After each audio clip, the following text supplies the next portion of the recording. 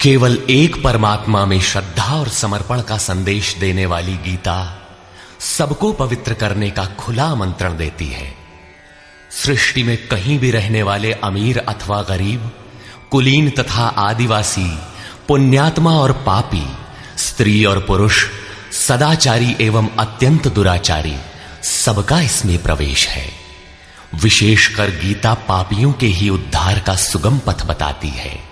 पुण्यात्मा तो भजते ही है। प्रस्तुत है उसी गीता की अद्वितीय व्याख्या, यथार्थ गीता का कैसेट प्रसारण।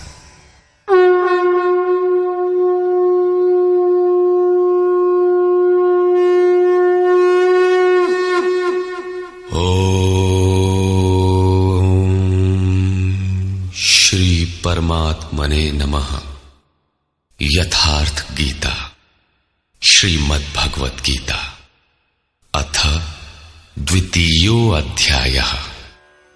प्रथम अध्याय गीता की प्रवेशिका है, जिसमें आरंभ में पथिक को प्रतीत होने वाली उलझनों का चित्रण है।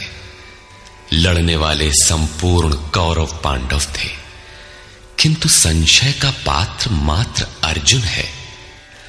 अनुराग ही अर्जुन है।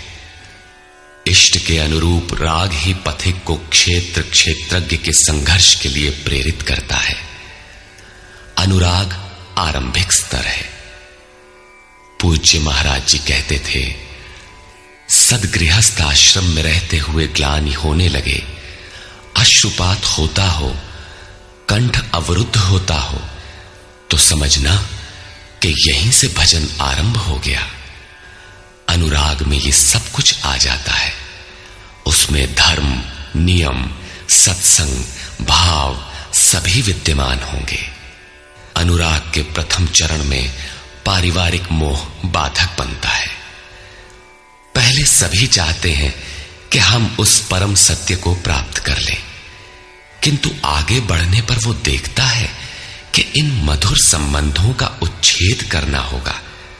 तब हताश हो जाता है। वो पहले से जो कुछ धर्म कर्म मानकर करता था, उतने में ही संतोष करने लगता है।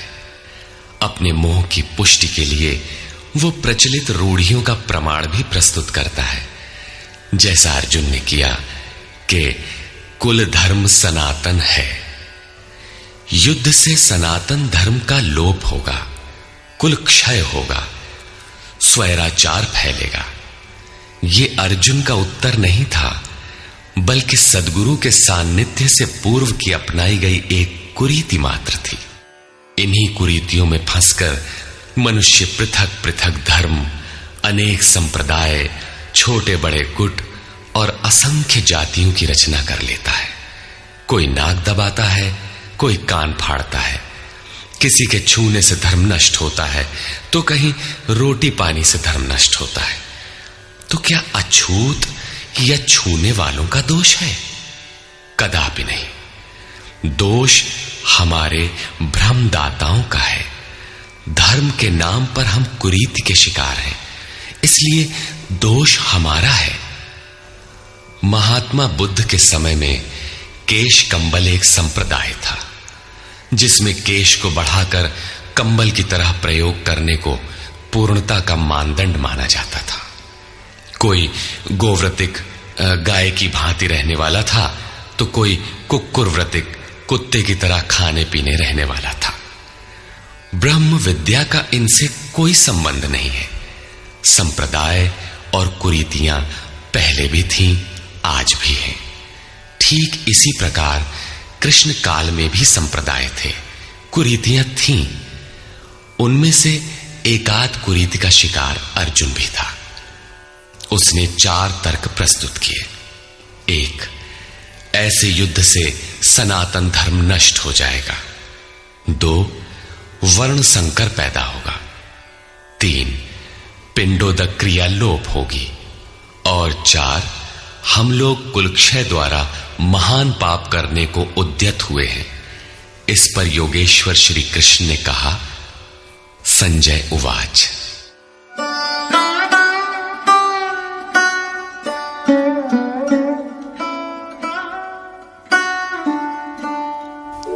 तथा कृपयाविष्टम् अश्रुपूर्णाकुलेक्षणम् विषीदन्तमिदं वाक्यम् उवाच मधुसूदनः। करुणा से व्याप्त अश्रुपूर्ण व्याकुल नेत्रों वाले उस अर्जुन के प्रति मधुसूदन, मद का विनाश करने वाले भगवान ने ये वचन कहा। श्री भगवान उवाच।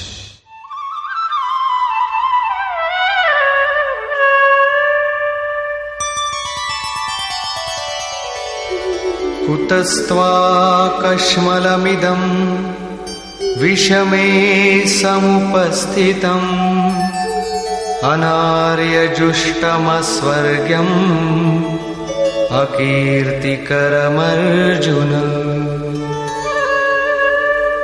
अर्जुन, इस विषम स्थल में तुझे ये अज्ञान कहां से हो गया?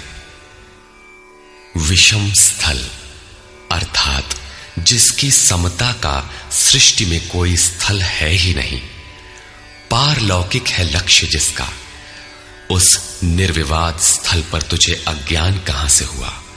अज्ञान क्यों? अर्जुन तो सनातन धर्म की रक्षा के लिए कटिबद्ध है। क्या सनातन धर्म की रक्षा के लिए प्राणपण से तत्पर होना अज्ञान है? श्री कृष्ण कहते हैं, हां, ये अज्ञान है। न तो संभावित पुरुषों द्वारा इसका आचरण किया गया है, न स्वर्ग ही देने वाला है और न ये कीर्ति को ही करने वाला है। सन्मार्ग पर जो दृढ़ता पूर्वक आरूढ़ है उसे आर्य कहते हैं। परिवार के लिए मरना मिटना यदि अज्ञान न होता तो महापुरुष उस पर अवश्य चले होते। यदि कुल धर्म ही सत्य होता तो स्वर्ग और कल्याण की निःश्रेणी अवश्य बनता। ये कीर्तिदायक भी नहीं है। मीरा भजन करने लगी तो लोग कहें मीरा भई बावरी, सास कहे कुल नाशी रे। जिस परिवार, कुल और मर्यादा के लिए मीरा की सास बिलख रही थी, आज उस कुलवंती सास को कोई नहीं जानता, मीरा को विश्व जानता है। ठीक इसी प्रकार परिवार के लिए जो परेशान हैं, उनकी भी कीर्ति कब तक रहेगी?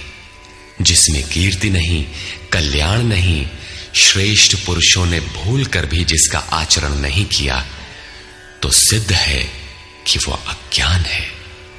अतः क्लैब्यमास्मगमः पार्थ नैतत्त्वय्युपपद्यते क्षुद्रं हृदय दौर्बल्यं त्यक्त्वोत्तिष्ठ परन्तप। अर्जुन, नपुंसकता को मत प्राप्त हो। क्या अर्जुन नपुंसक था? क्या आप पुरुष हैं? नपुंसक वो है जो पौरुष से हीन हो। सब अपनी समझ से पुरुषार्थ ही तो करते हैं। किसान रात दिन खून पसीना एक करके खेत में पुरुषार्थ ही तो करता है। कोई व्यापार में पुरुषार्थ समझता है तो कोई पद का दुरुपयोग करके पुरुषार्थी बनता है। जीवन भर पुरुषार्थ करने पर भी खाली हाथ जाना पड़ता है। स्पष्ट है कि यह पुरुषार्थ नहीं है। शुद्ध पुरुषार्थ है आत्मदर्शन। गार्गी ने याज्ञवल्क्य से कहा, नपुंसक पुमान ज्ञेयो यो न वेत्ति हृदि स्थितम पुरुषम स्वप्रकाशम तस्मानंदात्मानमव्ययम्। वो पुरुष होते हुए भी नपुंसक है जो हृदयस्थ आत्मा को नहीं पहचानता। वो आत्मा ही पुरुष स्वरूप, स्वयं प्रकाश, उत्तम आनंद युक्त और अव्यक्त है। उसे पाने का प्रयास ही पौरुष है। अर्जुन, तू नपुंसकता को न प्राप्त हो, ये तेरे योग्य नहीं है। हे परम तप, हृदय की इस क्षुद्र दुर्बलता को त्याग कर युद्ध के लिए खड़ा हो। इस पर अर्जुन ने तीसरा प्रश्न प्रस्तुत किया। अर्जुन उवाच।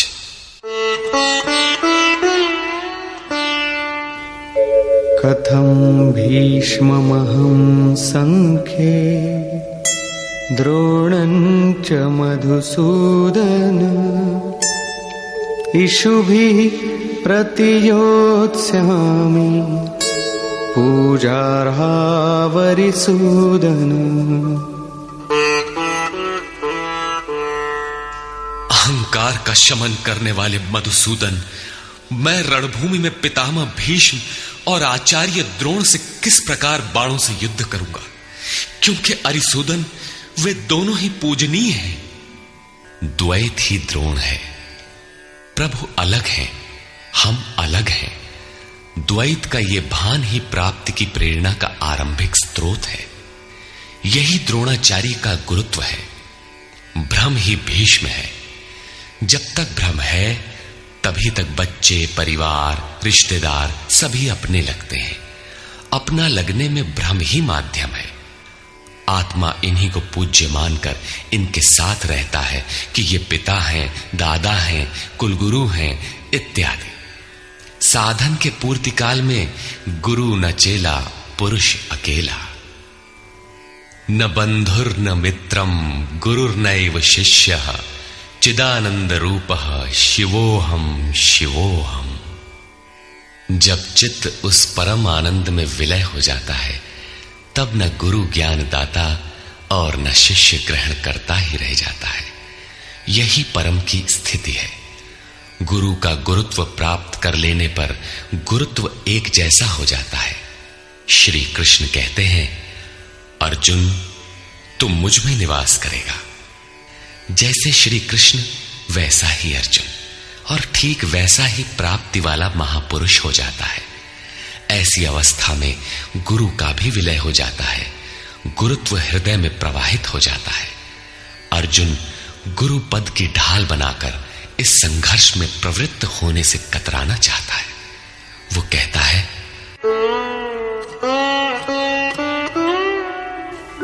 गुरून् हत्वा हि महानुभावान् श्रेयो भोक्तुं भैक्षमपीह लोके हत्वार्थकामास्तु गुरूनिहैव भुञ्जीय भोगान् रुधिरप्रदिग्धान्। इन महानुभाव गुरुजनों को न मारकर मैं इस लोक में भिक्षा का अन्न भी श्रेयस्कर समझता हूं। यहां भिक्षा का अर्थ उदर पोषण के लिए भीख मांगना नहीं, बल्कि सत्पुरुषों की टूटी फूटी सेवा द्वारा उनसे कल्याण की याचना ही भिक्षा है। अन्नम ब्रह्मेति व्यजानात। अन्न एकमात्र परमात्मा है, जिसे प्राप्त करके आत्मा सदा के लिए तृप्त हो जाता है, कभी अतृप्त नहीं रहता। हम महापुरुषों की सेवा और याचना द्वारा शनैः शनैः ब्रह्म पीयूष प्राप्त करें, किंतु ये परिवार न छूटे, यही अर्जुन के भिक्षान्न की कामना है। संसार में अधिकांश लोग ऐसा ही करते हैं। वे चाहते हैं कि पारिवारिक स्नेह संबंध न मारना पड़े और मुक्ति भी शनैः शनैः मिल जाए, किंतु चलने वाले पथिक के लिए, जिसके संस्कार इनसे ऊपर हैं, जिसमें संघर्ष की क्षमता है, स्वभाव में क्षत्रियत्व प्रवाहित है, उसके लिए इस भिक्षान्न का विधान नहीं है।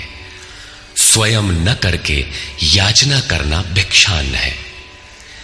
गौतम बुद्ध ने भी मध्यम निकाय के धम्म दायाद सुत्त में इस भिक्षान्न की आमिष दायाद कहकर उसे हेय माना है, जबकि शरीर यापन से सभी भिक्षु थे। इन गुरुजनों को मारकर मिलेगा क्या? इस लोक में रुधिर से सने अर्थ और काम के भोग ही तो भोगने को मिलेंगे। अर्जुन कदाचित सोचता था कि भजन से भौतिक सुखों की मात्रा में अभिवृद्धि होगी। इतना संघर्ष झेलने के बाद भी इस शरीर के पोषक अर्थ और काम के भोग ही तो मिलेंगे। वो पुनः तर्क देता है,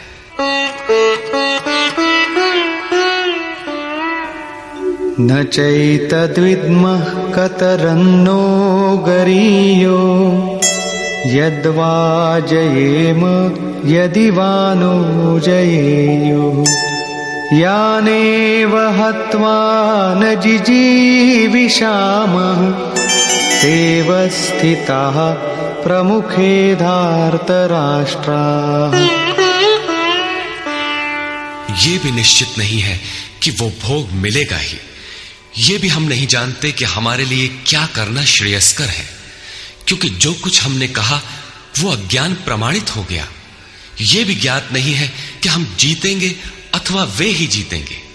जिन्हें मारकर हम जीना भी नहीं चाहते, वे ही धृतराष्ट्र के पुत्र हमारे सामने खड़े हैं। अज्ञान रूपी धृतराष्ट्र से उत्पन्न मोह इत्यादि स्वजन समुदाय मिट ही जाएंगे, तब हम जीकर ही क्या करेंगे। अर्जुन पुनः सोचता है कि जो कुछ हमने कहा कदाचित ये भी अज्ञान हो, अतः प्रार्थना करता है।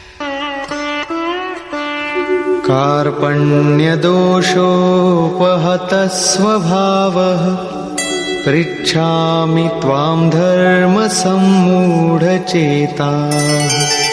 यच्छ्रेयस्यान्निश्चितं ब्रूहि तन्मे शिष्यस्तेऽहं शाधि मां त्वां प्रपन्नम्।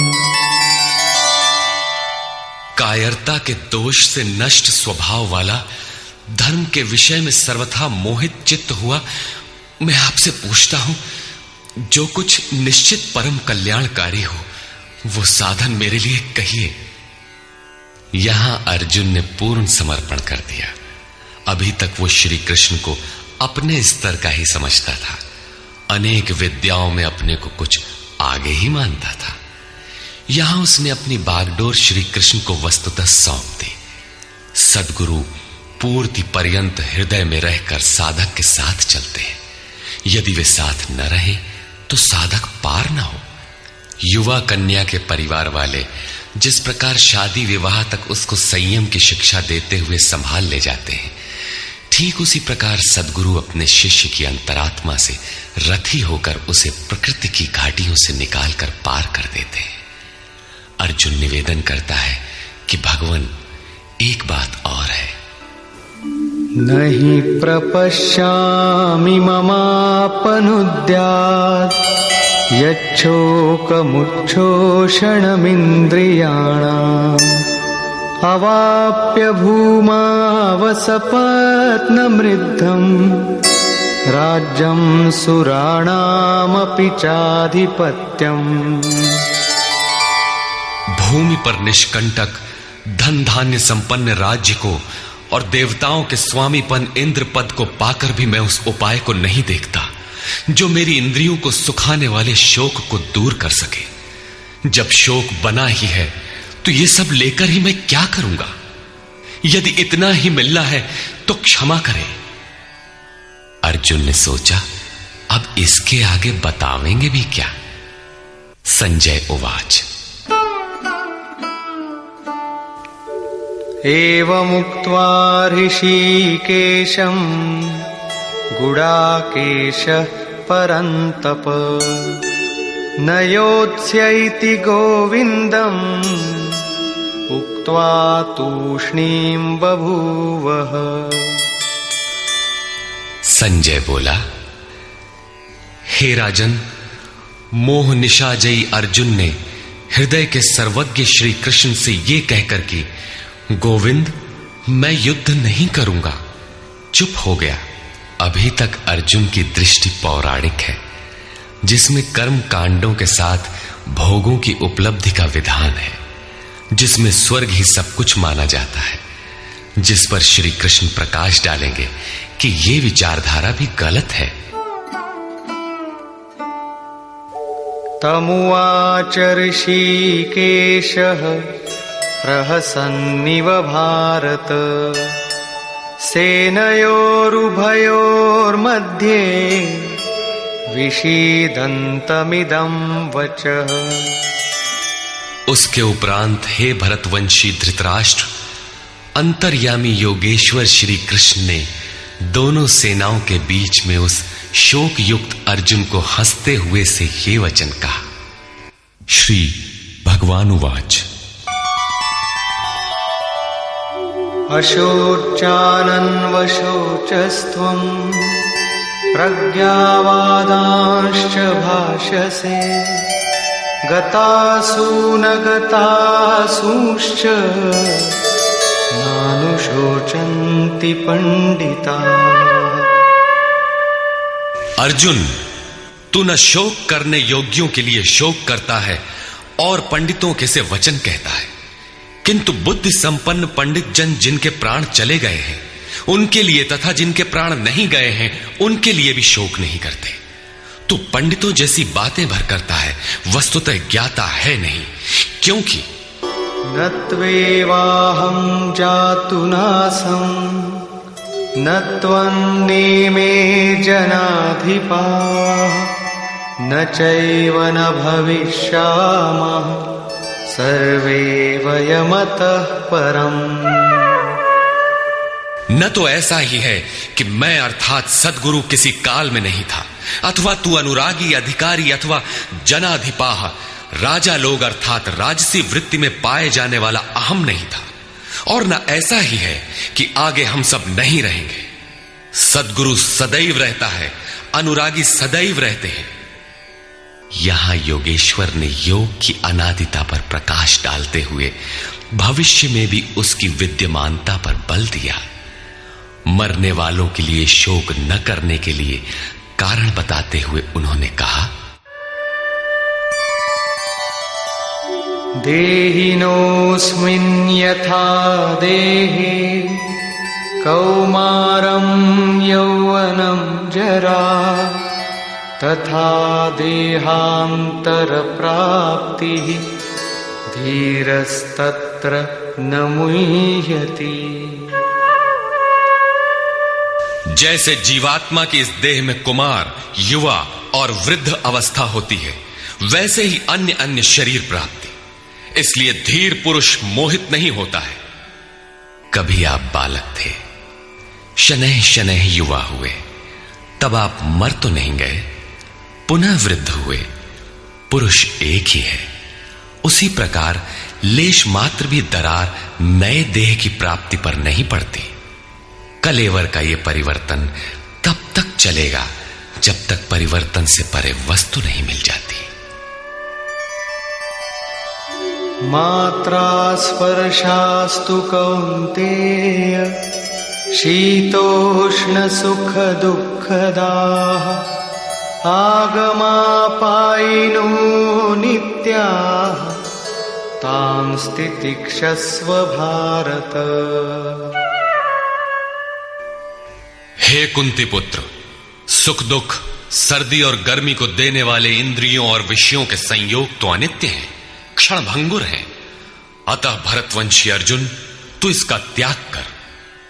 अर्जुन इंद्रिय और विषय के संयोग जन्य सुख का स्मरण करके ही विकल था। कुल धर्म, कुल गुरुओं की पूज्यता इत्यादि इंद्रियों के लगाव के अंतर्गत है। ये क्षणिक हैं, झूठे हैं, नाशवान हैं। विषयों का संयोग न सदैव मिलेगा और न सदैव इंद्रियों में क्षमता ही रहेगी। अतः अर्जुन, तू इनका त्याग कर, सहन कर। क्यों? क्या हिमालय की लड़ाई थी जो अर्जुन सर्दी सहन करता, अथवा क्या ये रेगिस्तान की लड़ाई है जहां अर्जुन गर्मी सहन करे? कुरुक्षेत्र जैसा कि लोग बाहर बताते हैं समशीतोष्ण स्थली है। कुल 18 दिन तो लड़ाई हुई, इतने में कहां जाड़ा गर्मी बीत गई। वस्तुतः सर्दी गर्मी, दुख सुख, मान अपमान का सहन करना एक योगी पर निर्भर करता है। यह हृदय देश की लड़ाई का चित्रण है। बाहर युद्ध के लिए गीता नहीं कहती। यह क्षेत्र क्षेत्रज्ञ का संघर्ष है, जिसमें आसुरी संपद का सर्वथा शमन कर परमात्मा में स्थिति दिलाकर दैवी संपद भी शांत हो जाती है। जब विकार है ही नहीं तो सजातीय प्रवृत्तियां किस पर आक्रमण करें?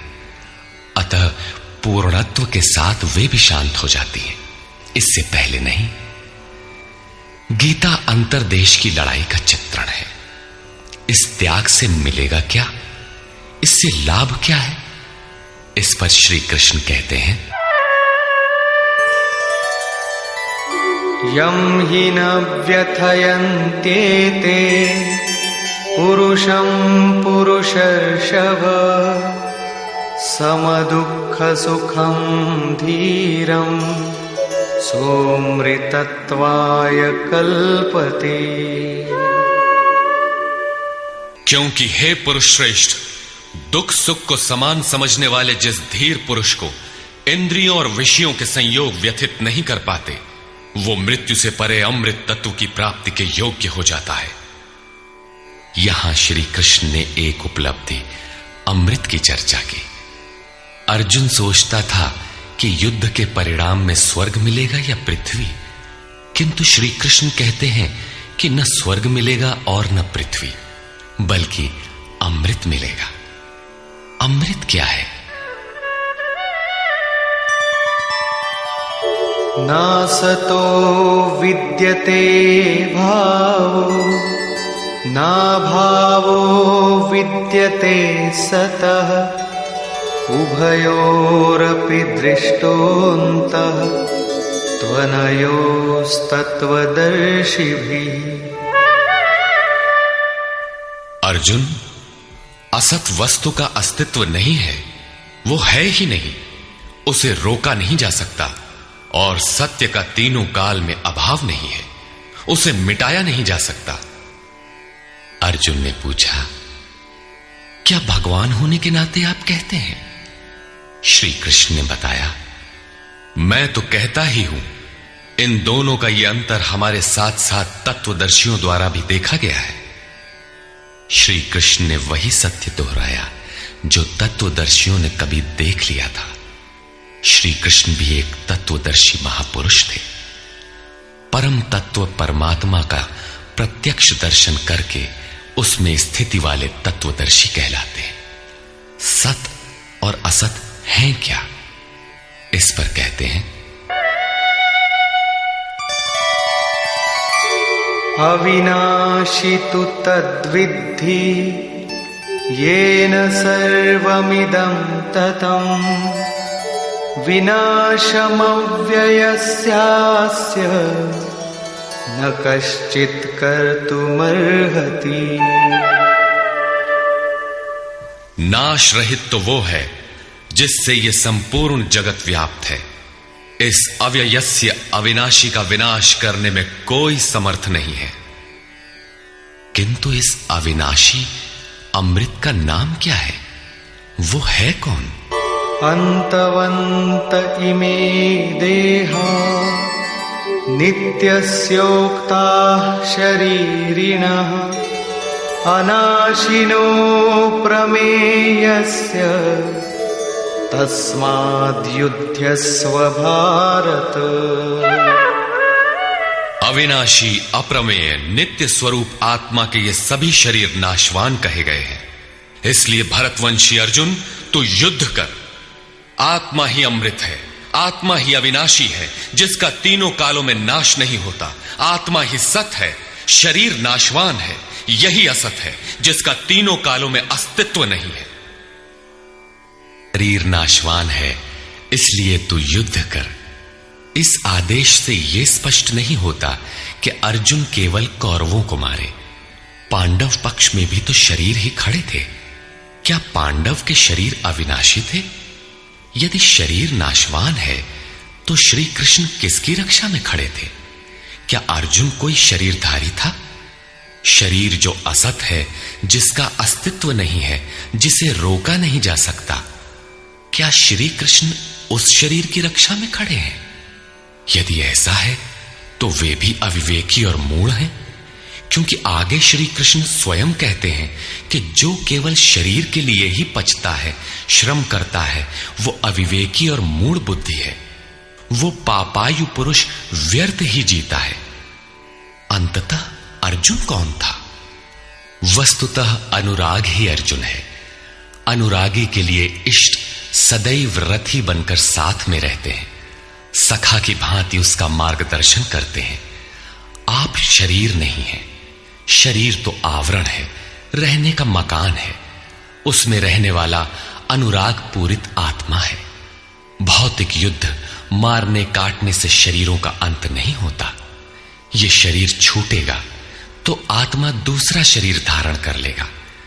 इसी संदर्भ में श्री कृष्ण कह चुके हैं कि जिस प्रकार बाल्यकाल से युवा या वृद्धावस्था आती है, उसी प्रकार देहांतर की प्राप्ति होती है।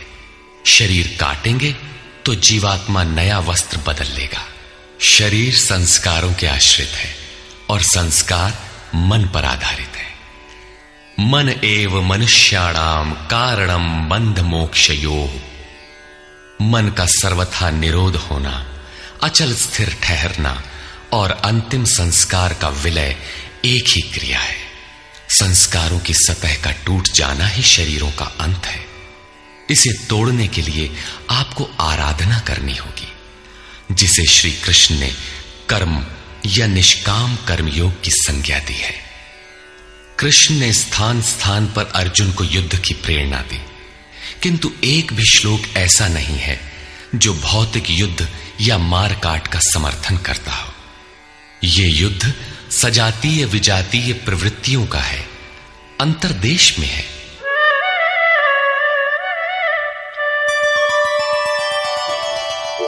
य एनं वेत्ति हन्तारम् यश्चैनं मन्यते हतम् उभौ तौ न विजानीतो नायं हन्ति न हन्यते। जो इस आत्मा को मारने वाला मानता है तथा जो इस आत्मा को मरा हुआ समझता है, वे दोनों ही आत्मा को नहीं जानते, क्योंकि ये आत्मा न तो मारता है और न मारा ही जाता है। पुनः इसी पर बल देते हैं। न जायते म्रियते वा कदाचिन् नायं भूत्वा भविता वा न भूयः अजो नित्यः शाश्वतोऽयं पुराणो न हन्यते हन्यमाने शरीरे। ये आत्मा किसी काल में न तो जन्मता है और न मरता है, क्योंकि ये वस्त्र ही तो बदलता है। न ये आत्मा होकर अन्य कुछ होने वाला है, क्योंकि यह अजन्मा है, नित्य है, शाश्वत और पुरातन है। शरीर के नाश होने पर भी उसका नाश नहीं होता।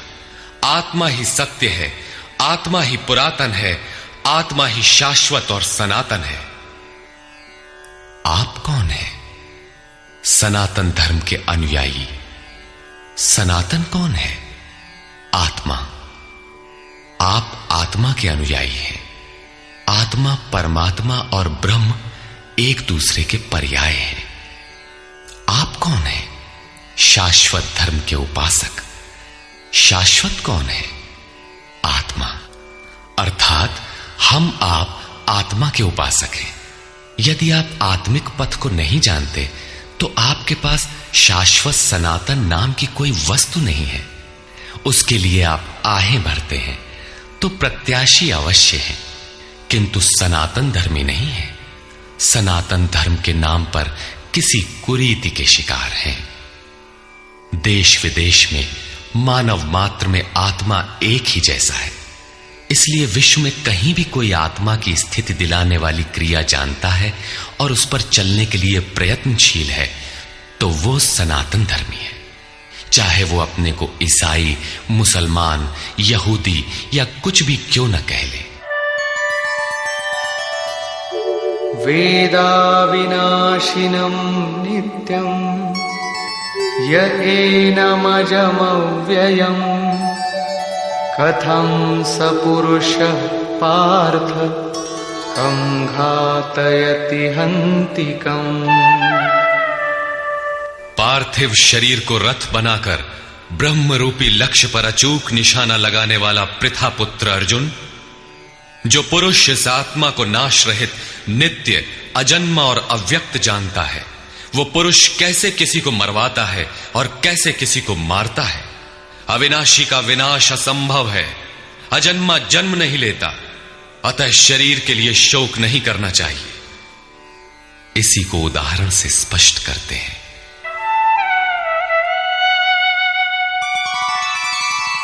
वासांसि जीर्णानि यथा विहाय नवानि गृह्णाति नरोपराणि तथा शरीराणि विहाय जीर्णान्यन्यानि संयाति नवानि देहि। जैसे मनुष्य जीर्णानि वासांसि, जीर्ण शीर्ण पुराने वस्त्रों को त्याग कर नए वस्त्रों को ग्रहण करता है, ठीक वैसे ही ये जीवात्मा पुराने शरीरों को त्याग कर दूसरे नए शरीरों को धारण करता है। जीर्ण होने पर ही नया शरीर धारण करना है तो शिशु क्यों मर जाते हैं? ये वस्त्र तो और विकसित होना चाहिए। वस्तुतः ये शरीर संस्कारों पर आधारित है। जब संस्कार जीर्ण होते हैं तो शरीर छूट जाता है। यदि संस्कार 2 दिन का है तो दूसरे दिन ही शरीर जीर्ण हो गया। इसके बाद मनुष्य एक श्वास भी अधिक नहीं जीता। संस्कार ही शरीर है। आत्मा संस्कारों के अनुसार नया शरीर धारण कर लेता है। अथा खलु ऋतुमयः पुरुषः यथा इहैव तथैव प्रेत्य भवति कृतं लोकम पुरुषोऽभिजायते। अर्थात ये पुरुष निश्चय ही संकल्पमय है। इस लोक में पुरुष जैसा निश्चय वाला होता है वैसा ही यहां से मरकर जाने पर होता है। अपने संकल्प से बनाए हुए शरीरों में पुरुष उत्पन्न होता है। इस प्रकार मृत्यु शरीर का परिवर्तन मात्र है, आत्मा नहीं मरता। पुनः इसकी अजरता अमरता पर बल देते हैं।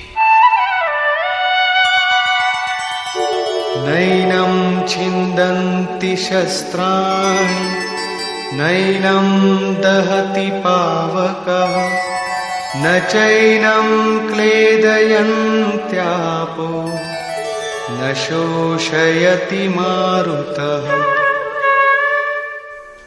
अर्जुन, इस आत्मा को शस्त्रादि नहीं काटते, अग्नि से जला नहीं सकता, जल इसे गीला नहीं कर सकता और न वायु इसे सुखा ही सकता है। अच्छेद्योऽयमदाह्योऽयम् अक्लेद्यो शोष्यैव च नित्यः सर्वगतः स्थाणुः अचलोऽयं सनातनः। ये आत्मा अच्छेद्य है, इसे छेदा नहीं जा सकता। ये अदाह्य है, इसे जलाया नहीं जा सकता। ये अक्लेद्य है, इसे गीला नहीं किया जा सकता। आकाश इसे अपने में समाहित नहीं कर सकता।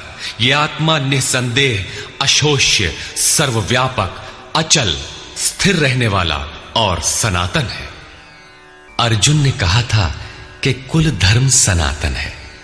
ऐसा युद्ध करने से सनातन धर्म नष्ट हो जाएगा, किंतु श्री कृष्ण ने इसे अज्ञान माना और आत्मा को ही सनातन बताया।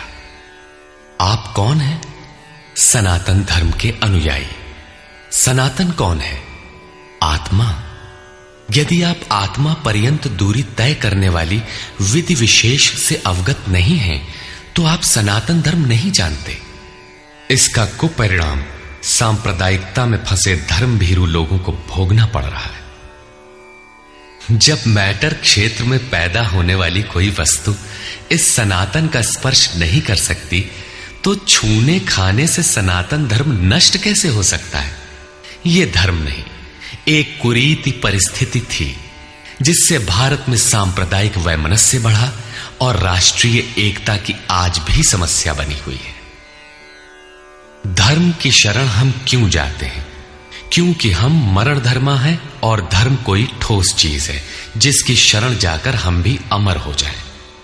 हम तो मारने से मरेंगे और ये धर्म केवल छूने और खाने से मर जाएगा, तो हमारी क्या रक्षा करेगा? धर्म तो आपकी रक्षा करता है, आपसे शक्तिशाली है। आप तलवार से मरेंगे और धर्म वो छूने से नष्ट हो गया। कैसा है आपका धर्म? कुरीतियां नष्ट होती हैं, न कि सनातन। सनातन तो ऐसी ठोस वस्तु है जिसे शस्त्र नहीं काटते, अग्नि जला नहीं सकता, जल इसे गीला नहीं कर सकता। खान पान तो दूर, प्रकृति में उत्पन्न कोई वस्तु उसका स्पर्श भी नहीं कर पाती, तो वो सनातन नष्ट कैसे हो गया? ऐसी ही कतिपय कुरीतियां अर्जुन काल में भी थी। उनका शिकार अर्जुन भी था। उसने विलाप करते हुए गिड़गिड़ा कर कहा कि कुल धर्म सनातन है, युद्ध से सनातन धर्म नष्ट हो जाएगा। कुल धर्म नष्ट होने से हम अनंत काल तक नरक में चले जाएंगे।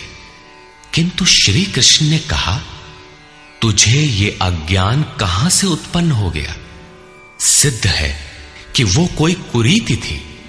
तभी तो श्री कृष्ण ने उसका निराकरण किया और बताया कि आत्मा ही सनातन है। यदि आप आत्मिक पथ नहीं जानते तो सनातन धर्म में आपका अभी तक प्रवेश नहीं हुआ है। जब यह सनातन शाश्वत आत्मा सबके अंदर व्याप्त है तो खोजा किसे जाए? इस पर श्री कृष्ण कहते हैं, अव्यक्तोऽयमचिन्त्योऽयम् अविकार्योऽयमुच्यते तस्मादेवं विदित्वैनं नानुशोचितुमर्हसि। ये आत्मा अव्यक्त अर्थात इंद्रियों का विषय नहीं है। इंद्रियों के द्वारा इसे समझा नहीं जा सकता। जब तक इंद्रियों और विषयों का संयोग है तब तक आत्मा तो है, किंतु उसे समझा नहीं जा सकता। वो अचिंत्य है। जब तक चित्त और चित्त की लहर है तब तक वो शाश्वत है तो, किंतु हमारे दर्शन, उपभोग और प्रवेश के लिए नहीं है। अतः चित्त का निरोध करे। पीछे श्री कृष्ण बता आए हैं कि असत वस्तु का अस्तित्व नहीं है और सत का तीनों कालों में अभाव नहीं है। वो सत है आत्मा। आत्मा ही अपरिवर्तनशील, शाश्वत, सनातन और अव्यक्त है। तत्वदर्शियों ने आत्मा को इन विशेष गुणधर्मों से युक्त देखा। न 10 भाषाओं के ज्ञाता ने देखा, न किसी समृद्धशाली ने देखा, बल्कि तत्वदर्शियों ने देखा। श्री कृष्ण ने आगे बताया कि तत्व है परमात्मा। मन के निरोध काल में साधक उसका दर्शन और उसमें प्रवेश पाता है। प्राप्ति काल में भगवान मिलते हैं और दूसरे ही क्षण वो अपने आत्मा को ईश्वरीय गुणधर्मों से विभूषित देखता है। वो देखता है कि आत्मा ही सत्य, सनातन और परिपूर्ण है। ये आत्मा अचिंत्य है।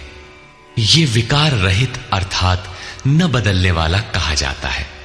अतः अर्जुन, आत्मा को ऐसा जानकर तू शोक करने योग्य नहीं है। अब श्री कृष्ण अर्जुन के विचारों में विरोधाभास दिखाते हैं, जो सामान्य तर्क है। अथ चैनं नित्यजातं नित्यं वा मन्यसे मृतं तथापि त्वं महाबाहो नैवं शोचितुमर्हसि। यदि तू इसे सदैव जन्मने वाला और सदा मरने वाला माने तब भी तुझे शोक नहीं करना चाहिए, क्योंकि जातस्य हि ध्रुवो मृत्युः ध्रुवं जन्म मृतस्य च तस्मादपरिहार्येऽर्थे न त्वं शोचितुमर्हसि। ऐसा मान लेने पर भी जन्मने वाले की निश्चित मृत्यु और मरने वाले का निश्चित जन्म सिद्ध होता है। इसलिए भी तू बिना उपाय वाले इस विषय में शोक करने लायक नहीं है। जिसका कोई इलाज नहीं, उसके लिए शोक करना एक अन्य दुख को आमंत्रित करना है। अव्यक्तम् व्यक्तादीनि भूतानि व्यक्तमध्यानि भारत अव्यक्तनिधनान्येव तत्र का परिदेवना। अर्जुन, संपूर्ण प्राणी जन्म से पहले बिना शरीर वाले और मरने के बाद भी बिना शरीर वाले, जन्म के पूर्व और पश्चात भी दिखाई नहीं पड़ते, केवल जन्म मृत्यु के बीच में ही शरीर धारण किए हुए दिखाई देते हैं। अतः इस परिवर्तन के लिए व्यर्थ की चिंता क्यों करते हो? इस आत्मा को देखता कौन है? इस पर कहते हैं, आश्चर्यवत् पश्यति कश्चिदेनम् आश्चर्यवद्वदति तथैव चान्यः आश्चर्यवच्चैनमन्यः शृणोति श्रुत्वाप्येनं वेद न चैव कश्चित्। पहले श्री कृष्ण ने कहा था कि इस आत्मा को तत्वदर्शियों ने देखा है। अब तत्व दर्शन की दुर्लभता पर प्रकाश डालते हैं कि कोई विरला महापुरुष ही इस आत्मा को आश्चर्य की तरह देखता है, सुनता नहीं प्रत्यक्ष देखता है, और वैसे ही दूसरा कोई महापुरुष ही आश्चर्य की तरह इसके तत्व को कहता है। जिसने देखा है वही यथार्थ कह सकता है। दूसरा कोई विरला साधक इसे आश्चर्य की भांति सुनता है। सब सुनते भी नहीं, क्योंकि ये अधिकारी के लिए ही है। हे अर्जुन, कोई कोई तो सुनकर भी इस आत्मा को नहीं जान पाते, क्योंकि साधन पार नहीं लगता। आप लाख ज्ञान की बातें सुने, समझें, बाल की खाल निकाल कर समझें, लालायित भी रहें, किंतु मोह बड़ा प्रबल है। थोड़ी देर बाद ही आप अपनी सांसारिक व्यवस्थाओं में लिप्त मिलेंगे। अंत में श्री कृष्ण निर्णय देते हैं, देही नित्यमवध्योऽयं देहे सर्वस्य भारत तस्मात् सर्वाणि भूतानि न त्वं शोचितुमर्हसि। अर्जुन, ये आत्मा सबके शरीर में सदैव अवध्य है, अकाट्य है, इसलिए संपूर्ण भूत प्राणियों के लिए तो शोक करने योग्य नहीं है। आत्मा ही सनातन है। इस तथ्य का प्रतिपादन करके, इसका प्रभुता सहित वर्णन करके यह प्रश्न यहीं पूरा हो जाता है। अब प्रश्न खड़ा होता है कि इसकी प्राप्ति कैसे हो। संपूर्ण गीता में इसके लिए दो ही मार्ग हैं। पहला निष्काम कर्म योग और दूसरा ज्ञान योग। दोनों मार्गों में किया जाने वाला कर्म एक ही है। उस कर्म की अनिवार्यता पर बल देते हुए योगेश्वर श्री कृष्ण ज्ञान योग के विषय में कहते हैं, स्वधर्ममपि चावेक्ष न विकम्पितुमर्हसि धर्म्याद्धियुद्धा श्रेयोऽन्यत् क्षत्रियस्य न विद्यते। अर्जुन, स्वधर्म देखकर भी तू भय करने योग्य नहीं है, क्योंकि धर्म संयुक्त युद्ध से बढ़कर अन्य कोई परम कल्याणकारी मार्ग क्षत्रिय के लिए नहीं है। अभी तक तो आत्मा शाश्वत है, आत्मा सनातन है, वही एकमात्र धर्म है कहा गया है। अब ये स्वधर्म कैसा? धर्म तो एकमात्र आत्मा ही है, वो तो अचल स्थिर है, तो धर्माचरण क्या? किंतु इस आत्म पथ में प्रवृत्त होने की क्षमता हर व्यक्ति की अलग अलग होती है। स्वभाव से उत्पन्न इस क्षमता को स्वधर्म कहा गया है। इसी एक सनातन आत्मिक पथ पर चलने वाले साधकों को महापुरुष ने स्वभाव से उनकी क्षमता के अनुसार 4 श्रेणियों में बांटा: शूद्र, वैश्य, क्षत्रिय और ब्राह्मण। साधना की प्रारंभिक अवस्था में प्रत्येक साधक शूद्र अर्थात अल्पज्ञ होता है। घंटों भजन में बैठने पर वो 10 मिनट भी अपने पक्ष में नहीं पाता। वो प्रकृति के माया जाल को काट नहीं पाता। इस अवस्था में महापुरुष की सेवा से उसके स्वभाव में सद्गुण आते हैं। वो वैश्य श्रेणी का साधक बन जाता है। आत्मिक संपत्ति ही स्थिर संपत्ति है। इसका वो शनैः शनैः संग्रह और गोपालन अर्थात इंद्रियों की सुरक्षा करने में सक्षम हो जाता है। काम क्रोध इत्यादि से इंद्रियों की हिंसा होती है तथा विवेक वैराग्य से इनकी सुरक्षा होती है, किंतु प्रकृति को निर्बीज करने की क्षमता उसमें नहीं होती। क्रमशः उन्नति करते करते साधक के अंतःकरण में तीनों गुणों को काटने की क्षमता अर्थात क्षत्रियत्व आ जाता है। इसी स्तर पर प्रकृति और उसके विकारों को नाश करने की क्षमता आ जाती है। इसलिए युद्ध यहीं से आरंभ होता है। क्रमशः साधन करके साधक ब्राह्मणत्व की श्रेणी में बदल जाता है। इस समय मन का शमन, इंद्रियों का दमन, धारावाही चिंतन, सरलता, अनुभव, ज्ञान इत्यादि लक्षण साधक में स्वाभाविक प्रवाहित होते हैं।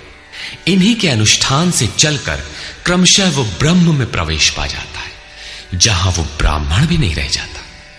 विदेह राजा जनक की सभा में महर्षि याज्ञवल्क्य ने चाक्रायण, उशस्ति, कहोल, आरुणि, उद्यालक और गार्गी के प्रश्नों का समाधान करते हुए बताया कि आत्म साक्षात्कार का पूर्णतया संपादन करने वाला ही ब्राह्मण होता है। ये आत्मा ही लोक परलोक और समस्त प्राणियों को भीतर से नियमित करता है। सूर्य, चंद्रमा, पृथ्वी, जल, वायु, अग्नि, तारागण, अंतरिक्ष, आकाश एवं प्रत्येक क्षण इस आत्मा के ही प्रशासन में है। ये तुम्हारा आत्मा अंतर्यामी अमृत है। आत्मा अक्षर है, इससे भिन्न सब नाशवान है।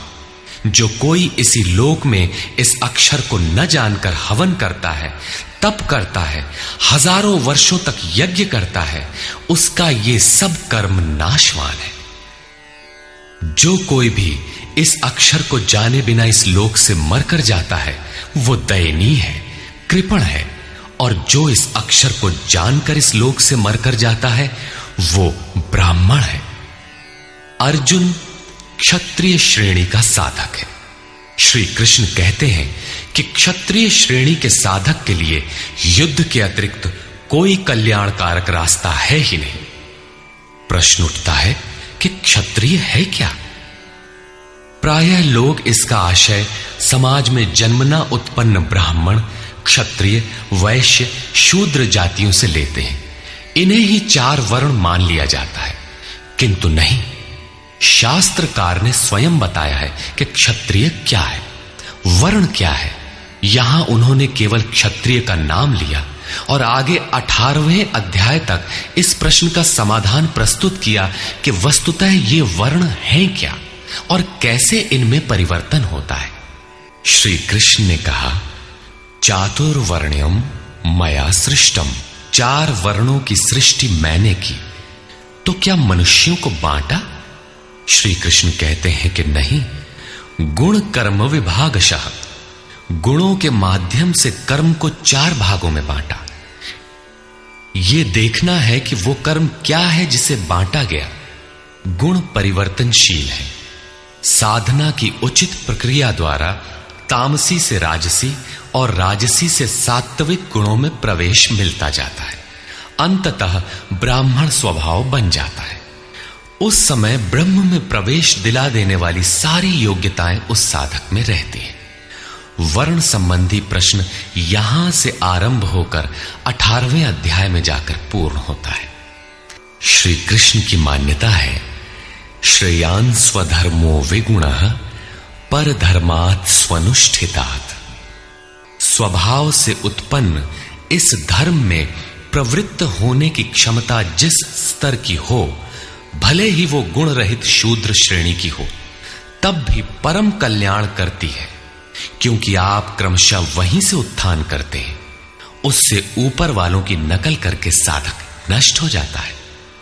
अर्जुन क्षत्रिय श्रेणी का साधक था, इसलिए श्री कृष्ण कहते हैं कि अर्जुन, अपने स्वभाव से उत्पन्न योग्यता को देखकर, इस युद्ध में प्रवृत्त होने की अपनी क्षमता को देखकर भी तू भय करने योग्य नहीं है। इससे बढ़कर दूसरा कोई कल्याणकारी कार्य क्षत्रिय के लिए नहीं। इसी पर प्रकाश डालते हुए पुनः योगेश्वर कहते हैं, यदृच्छया चोपपन्नम स्वर्गद्वारमपावृतम् सुखिनः क्षत्रियाः पार्थ लभन्ते युद्धमीदृशम्। पार्थिव शरीर को ही रथ बनाकर अचूक लक्ष्य वेदी अर्जुन, स्वतः प्राप्त स्वर्ग के खुले हुए द्वार रूपी इस युद्ध को भाग्यवान क्षत्रिय ही प्राप्त करते हैं। क्षत्रिय श्रेणी के साधक में तीनों गुणों को काट देने की क्षमता रहती है। उसके लिए स्वर्ग का द्वार खुला है, क्योंकि उसमें दैवी संपद पूर्णता अर्जित रहती है। स्वर्ग में विचरने की उसमें क्षमता रहती है। यही खुला हुआ स्वर्ग का द्वार है। क्षेत्र क्षेत्रज्ञ के इस युद्ध को भाग्यवान क्षत्रिय ही पाते हैं, क्योंकि उनमें ही संघर्ष की क्षमता है। दुनिया में लड़ाइयां होती हैं, विश्व सिमट कर लड़ता है, प्रत्येक जाति लड़ती है, किंतु शाश्वत विजय जीतने वाले को भी नहीं मिलती। ये तो बदले हैं। जो जिसको जितना दबाता है, कालांतर में उसे भी उतना ही दबना पड़ता है। ये कैसी विजय है जिसमें इंद्रियों को सुखाने वाला शोक बना ही रहता है, अंत में शरीर भी नष्ट हो जाता है। वास्तविक संघर्ष तो क्षेत्र और क्षेत्रज्ञ का है, जिसमें एक बार विजय हो जाने पर प्रकृति का सदा के लिए निरोध और परम पुरुष परमात्मा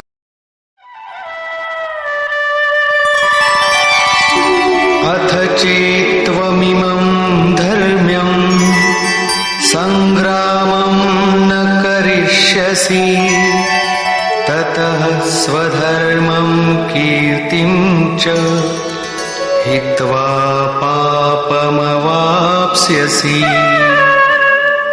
और यदि तू इस धर्मयुक्त संग्राम अर्थात शाश्वत सनातन परम धर्म परमात्मा में प्रवेश दिलाने वाला धर्म युद्ध नहीं करेगा, तो स्वधर्म अर्थात स्वभाव से उत्पन्न संघर्ष करने की क्षमता, क्रिया में प्रवृत्त होने की क्षमता को खोकर पाप अर्थात आवागमन और अपकीर्ति को प्राप्त होगा। अपकीर्ति पर प्रकाश डालते हैं। अकीर्तिं चापि भूतानि कथयिष्यन्ति ते व्ययाम् संभावितस्य चाकीर्ति मरणादतिरिच्यते। सब लोग बहुत काल तक तेरी अपकीर्ति का कथन करेंगे। आज भी पदच्युत होने वाले महात्माओं में विश्वामित्र, पाराशर, निमि, श्रृंगी इत्यादि की गणना होती है। बहुत से साधक अपने धर्म पर विचार करते हैं, सोचते हैं कि लोग हमें क्या कहेंगे। ऐसा भाव भी साधना में सहायक होता है। इससे साधना में लगे रहने की प्रेरणा मिलती है। कुछ दूरी तक यह भाव भी साथ देता है। माननीय पुरुषों के लिए अपकीर्ति मरण से भी बढ़कर होती है। भयाद्रणादुपरतम् मौस्यन्ते त्वां महारथाः येषां च त्वं बहुमतो भूत्वा यास्यसि लाघवम्। जिन महारथियों की निगाह में तू बहुत माननीय होकर अब तुच्छता को प्राप्त होगा, वे महारथी लोग तुझे भय के कारण युद्ध से उपराम हुआ मानेंगे।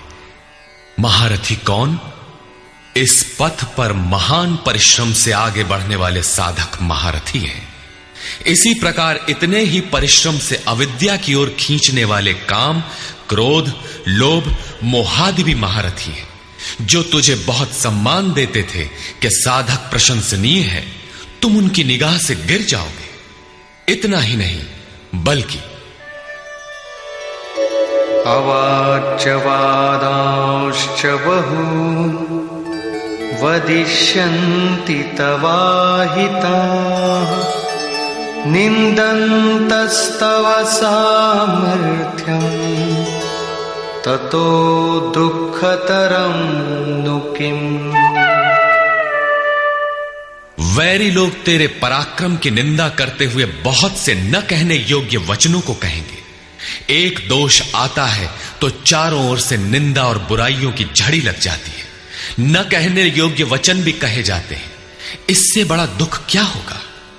अतः हतो वा प्राप्स्यसि स्वर्गम् जित्वा वा भोक्ष्यसे महीम् तस्मादुत्तिष्ठ कौन्तेय युद्धाय कृतनिश्चयः। इस युद्ध में मरोगे तो स्वर्ग प्राप्त करोगे।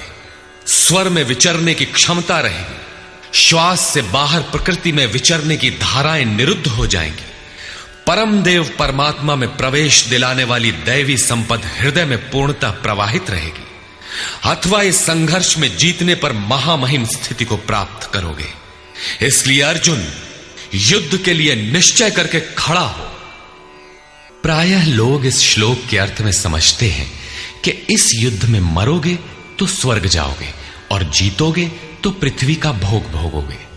किंतु आपको स्मरण होगा अर्जुन कह चुका है, भगवान पृथ्वी ही नहीं अपितु त्रैलोक्य के साम्राज्य और देवताओं के स्वामीपन अर्थात इंद्र पद प्राप्त होने पर भी मैं उस उपाय को नहीं देखता जो इंद्रियों को सुखाने वाले मेरे शोक को दूर कर सके। यदि इतना ही मिलना है तो गोविंद मैं युद्ध कदापि नहीं करूंगा। यदि इतने पर भी श्री कृष्ण कहते कि अर्जुन लड़ो, जीतोगे तो पृथ्वी पा जाओगे, हारोगे तो स्वर्ग के नागरिक बन जाओगे, तो श्री कृष्ण देते ही क्या है। अर्जुन इससे आगे का सत्य, श्रेय, परम कल्याण की कामना वाला शिष्य था, जिसे सद्गुरुदेव श्री कृष्ण ने बताया कि क्षेत्रज्ञ के इस संघर्ष में यदि शरीर का समय पूरा हो जाता है और लक्ष्य तक नहीं पहुंच सके तो स्वर्ग प्राप्त करोगे, अर्थात स्वर में ही विचरण करने की क्षमता प्राप्त कर लोगे। दैवी संपत्ति हृदय में ढल जाएगी और इस शरीर के रहते रहते संघर्ष में सफल हो जाते हो तो महिम, सबसे महान ब्रह्म की महिमा का उपभोग करोगे, महामहिम की स्थिति प्राप्त कर लोगे। जीतोगे तो सर्वस्व, क्योंकि महामहिमत्व को पाओगे, और हारोगे तो देवत्व। दोनों हाथों में लड्डू रहेंगे, लाभ में भी लाभ और हानि में भी लाभ ही है। पुनः इसी पर बल देते हैं, सुख दुखे समे कृत्वा लाभालाभो जया जयो ततो युद्धाय युज्यस्व नैवं पापमवाप्स्यसि। इस प्रकार सुख दुख, लाभ हानि, जय पराजय को समान समझकर तू युद्ध के लिए तैयार हो। युद्ध करने से तू पाप को प्राप्त नहीं होगा, अर्थात सुख में सर्वस्व और दुख में भी देवत्व है। लाभ में महिम की स्थिति अर्थात सर्वस्व और हानि में भी देवत्व है। जय में महामहिम स्थिति और पराजय में भी दैवी संपत्ति पर अधिकार है। इस प्रकार अपने लाभ हानि को भली प्रकार स्वयं समझकर तू युद्ध के लिए तैयार हो। लड़ने में ही दोनों वस्तुएं हैं। लड़ोगे तो पाप अर्थात आवागमन को प्राप्त नहीं होगे, अतः तू युद्ध के लिए तैयार हो। एषा ते विहिता सांख्ये बुद्धिर्योगे त्विमां शृणु बुद्ध्या युक्तो यया पार्थ कर्मबन्धं प्रहास्यसि। पार्थ, ये बुद्धि तेरे लिए ज्ञान योग के विषय में कही गई है। कौन सी बुद्धि? यही कि युद्ध कर। ज्ञान योग में इतना ही है कि अपनी हस्ती को देखकर लाभ हानि का भली प्रकार विचार करके कि जीतेंगे तो महामहिम स्थिति और हारेंगे तो देवत्व, जय में सर्वस्व और पराजय में भी देवत्व, दोनों तरह लाभ है। युद्ध नहीं करेंगे तो सभी हमें बुरा कहेंगे, भय से उपराम हुआ मानेंगे, अपकीर्ति होगी। इस प्रकार अपने अस्तित्व को सामने रखकर स्वयं विचार कर युद्ध में अग्रसर होना ही ज्ञान योग है। प्रायः लोगों में भ्रांति है कि ज्ञान मार्ग में कर्म युद्ध नहीं करना पड़ता। वे कहते हैं कि ज्ञान मार्ग में कर्म नहीं है। मैं तो शुद्ध हूं, बुद्ध हूं, चैतन्य हूं, अहम ब्रह्मास्मि। गुण ही गुण में बरतते हैं, ऐसा मानकर हाथ पर हाथ रखकर बैठ जाते हैं। योगेश्वर श्री कृष्ण के अनुसार यह ज्ञान योग नहीं है। ज्ञान योग में भी वही कर्म करना है जो निष्काम कर्म योग में किया जाता है। दोनों में केवल बुद्धि का, दृष्टिकोण का अंतर है। ज्ञान मार्गी अपनी स्थिति समझकर अपने पर निर्भर होकर कर्म करता है, जबकि निष्काम कर्मयोगी इष्ट के आश्रित होकर कर्म करता है। करना दोनों मार्गों में है और वो कर्म भी एक ही है जिसे दोनों मार्गों में किया जाना है। केवल कर्म करने के दृष्टिकोण दो हैं। अर्जुन, इसी बुद्धि को अब तू कर्म योग के विषय में सुन, जिससे युक्त हुआ तू कर्मों के बंधन का अच्छी तरह नाश करेगा। यहां श्री कृष्ण ने कर्म का नाम पहली बार लिया, लेकिन यह नहीं बताया कि कर्म है क्या। अब कर्म न बताकर पहले कर्म की विशेषताओं पर प्रकाश डालते हैं।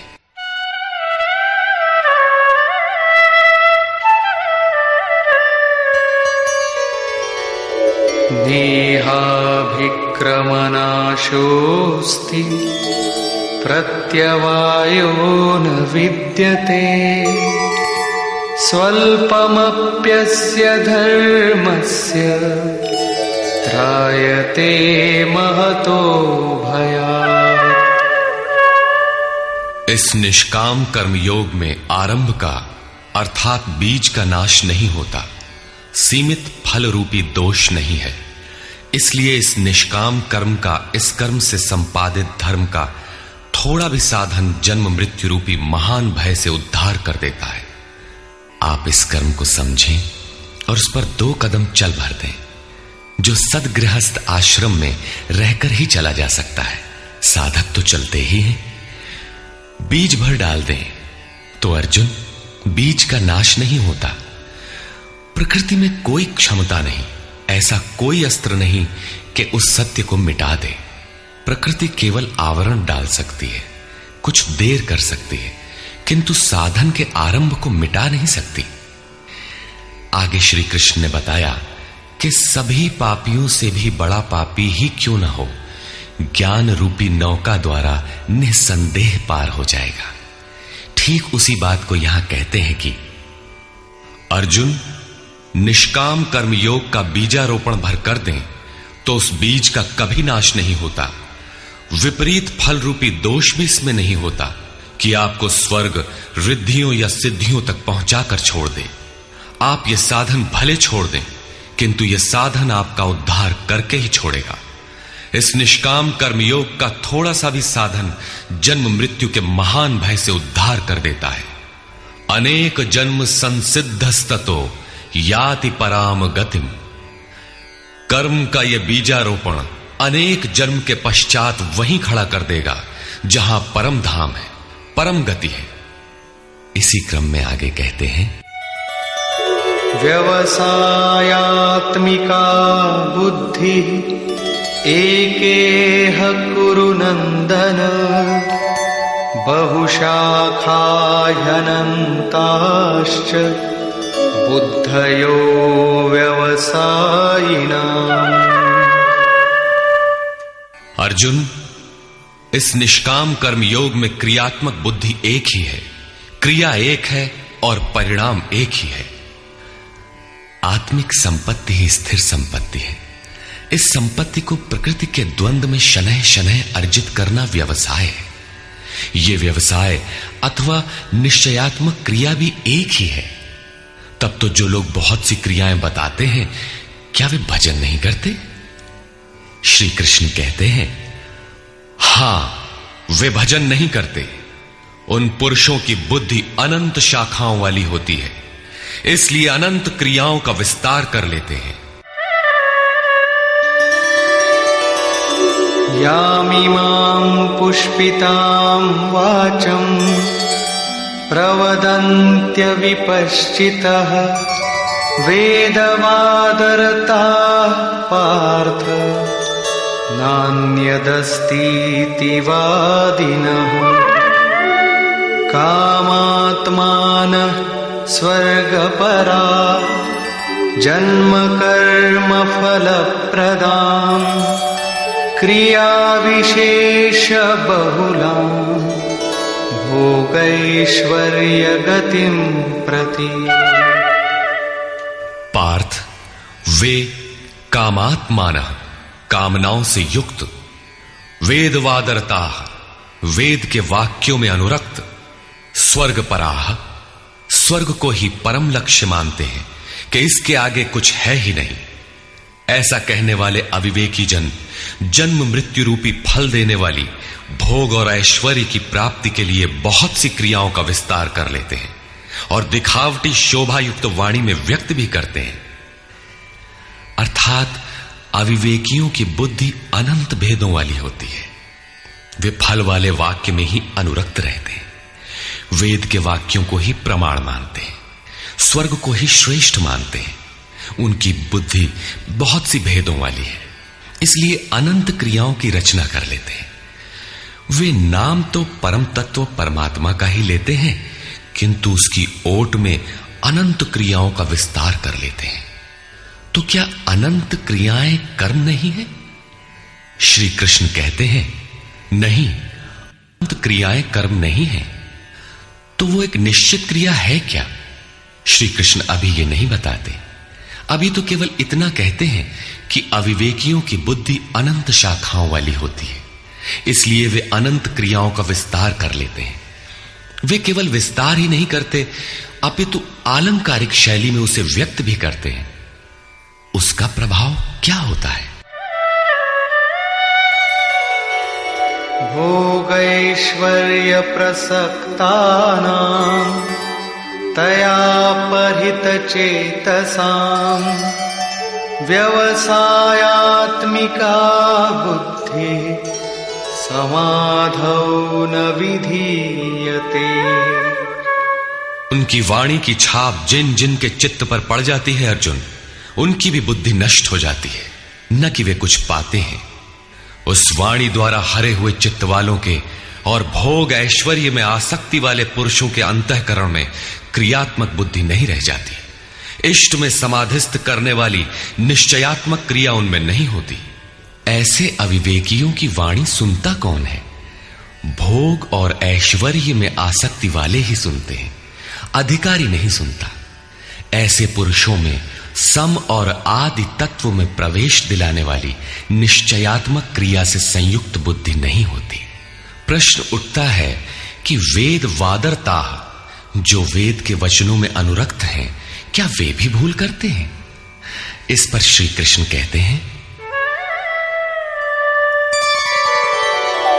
त्रैगुण्य विषया वेदा निस्त्रैगुण्यो भवार्जुन निर्द्वन्द्वो नित्यसत्त्वस्थो निर्योगक्षेम आत्मवान्।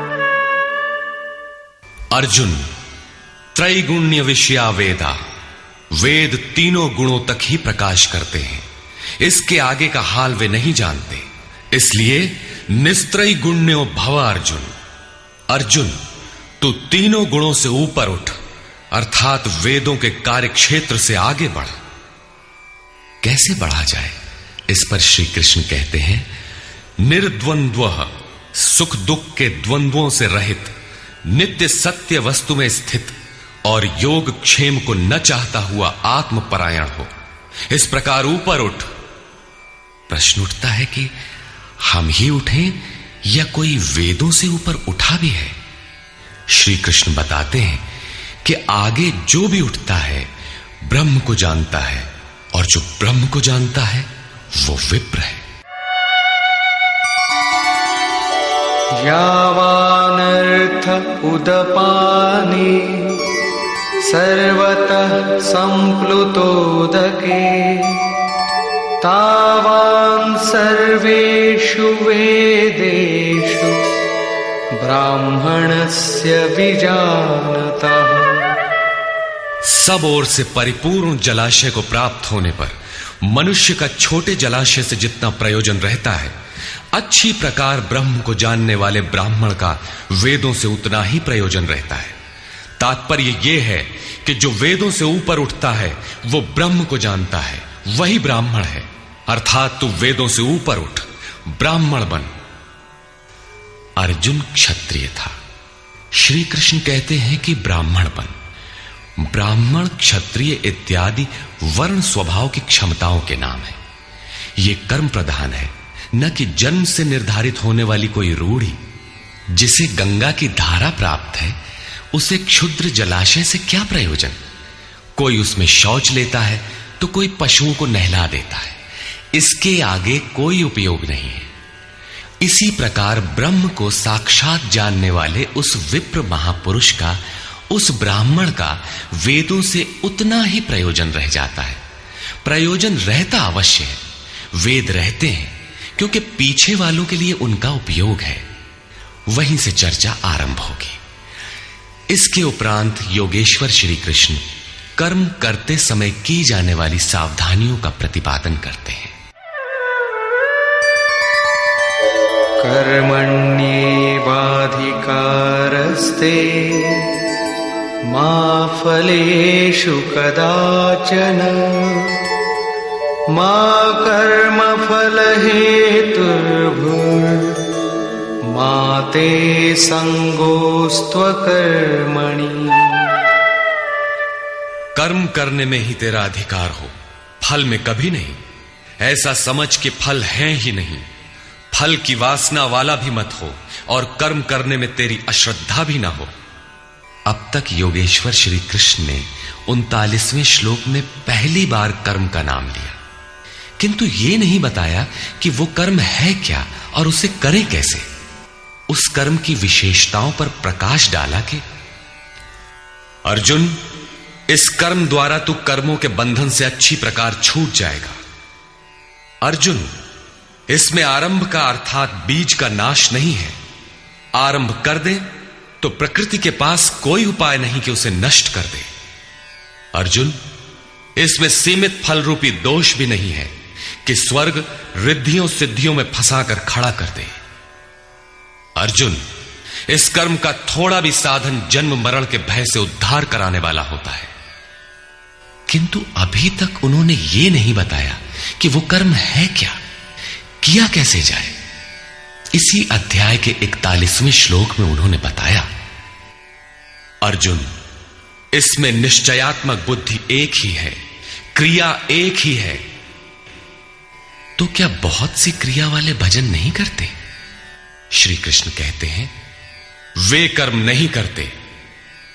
इसका कारण बताते हुए कहते हैं कि अविवेकियों की बुद्धि अनंत शाखा वाली होती है, इसलिए वे अनंत क्रियाओं का विस्तार कर लेते हैं। वे दिखावटी शोभा युक्त वाणी में इन क्रियाओं को व्यक्त भी करते हैं। उनकी वाणी की छाप जिनके चित्त पर पड़ जाती है, उनकी भी बुद्धि नष्ट हो जाती है। अतः निश्चयात्मक क्रिया एक ही है, लेकिन यह नहीं बताया कि वो क्रिया कौन सी है। 47वें श्लोक में उन्होंने कहा, अर्जुन, कर्म करने में ही तेरा अधिकार है, फल में कभी नहीं। फल की वासना वाला भी मत हो और कर्म करने में तेरी अश्रद्धा ना हो, अर्थात निरंतर करने के लिए उसी में लीन होकर करें। किंतु यह नहीं बताया कि वो कर्म है क्या। प्रायः इस श्लोक का उद्धरण देकर लोग कहते हैं कि कुछ भी करो, केवल फल की कामना मत करो, हो गया निष्काम कर्म योग। किंतु अभी तक श्री कृष्ण ने बताया ही नहीं कि कर्म है कौन सा जिसे करें। यहां पर केवल कर्म की विशेषताओं पर प्रकाश डाला कि कर्म देता क्या है और कर्म को करते समय बरती जाने वाली सावधानियां क्या हैं, उन पर प्रकाश डाला। प्रश्न ज्यों का त्यों बना हुआ है, जिसे योगेश्वर आगे अध्याय 3-4 में स्पष्ट करेंगे। पुनः इसी पर बल देते हैं। योगस्थः कुरु कर्माणि संगं त्यक्त्वा धनंजय सिद्ध्य सिद्ध्योः समो भूत्वा समत्वं योग उच्यते। धनंजय, आसक्ति और संग दोष को त्याग कर सिद्धि और असिद्धि में समान भाव रखकर योग में स्थित होकर कर्म कर। कौन सा कर्म? निष्काम कर्म कर। समत्वम योग उच्यते। ये समत्व भाव ही योग कहलाता है। विषमता जिसमें ना हो ऐसा भाव समत्व कहलाता है। रिद्धियां सिद्धियां विषम बनाती है, आसक्ति हमें विषम बनाती है, फल की इच्छा विषमता पैदा करती है। इसीलिए फल की वासना न हो, फिर भी कर्म करने में अश्रद्धा ना हो। देखी सुनी सभी वस्तुओं में आसक्ति का त्याग करके प्राप्ति और अप्राप्ति के विषय में न सोचकर केवल योग में स्थित रहते हुए कर्म कर। योग से चित्त चलायमान न हो। योग एक पराकाष्ठा की स्थिति है और एक प्रारंभ की स्थिति भी होती है। प्रारंभ में भी हमारी दृष्टि लक्ष्य पर ही रहनी चाहिए। अतः योग पर दृष्टि रखते हुए कर्म का आचरण करना चाहिए। समत्व भाव अर्थात सिद्धि और असिद्धि में समभाव ही योग कहलाता है। जिसको सिद्धि और असिद्धि विचलित नहीं कर पाती, विषमता जिसमें पैदा नहीं होती, ऐसा भाव होने के कारण यह समत्व योग कहलाता है। यह इष्ट से समत्व दिलाता है, इसीलिए इसे समत्व योग कहते हैं। कामनाओं का सर्वथा त्याग है, इसलिए इसे निष्काम कर्म योग कहते हैं। कर्म करना है, इसलिए इसे कर्म योग कहते हैं। परमात्मा से मेल कराता है, इसलिए इसका नाम योग अर्थात मेल है। इसमें बौद्धिक स्तर पर ध्यान रखना पड़ता है कि सिद्धि और असिद्धि में समभाव रहे, आसक्ति न हो, फल की वासना न आने पाए। इसलिए यही निष्काम कर्म योग बुद्धि योग भी कहा जाता है। दूरेण ह्यवरं कर्म बुद्धियोगात् धनंजय बुद्धौ शरणमन्विच्छ कृपणाः फलहेतवः। धनंजय, अवरम कर्म, निकृष्ट कर्म, वासना वाले कर्म बुद्धि योग से अत्यंत दूर है। फल की कामना वाले कृपण हैं। वे आत्मा के साथ उदारता नहीं बरतते। अतः समत्व बुद्धि योग का आश्रय ग्रहण कर। जैसी कामना है वैसा मिल भी जाए तो उसे भोगने के लिए शरीर धारण करना पड़ेगा। आवागमन बना है तो कल्याण कैसा? साधक को तो मोक्ष की भी वासना नहीं रखनी चाहिए, क्योंकि वासनाओं से मुक्त होना ही तो मोक्ष है। फल की प्राप्ति का चिंतन करने से साधक का समय व्यर्थ नष्ट हो जाता है और फल प्राप्त होने पर वो उसी फल में उलझ जाता है। उसकी साधना समाप्त हो जाती है। आगे वो भजन क्यों करे? वहां से वो भटक जाता है। इसलिए समत्व बुद्धि से योग का आचरण करें। ज्ञान मार्ग को भी श्री कृष्ण ने बुद्धि योग कहा था कि अर्जुन, ये बुद्धि तेरे लिए ज्ञान योग के विषय में कही गई। और यहां निष्काम कर्म योग को भी बुद्धि योग कहा गया। वस्तुतः दोनों में बुद्धि का दृष्टिकोण का ही अंतर है। उसमें लाभ हानि का रिकॉर्ड रखकर उसे जांच कर चलना पड़ता है।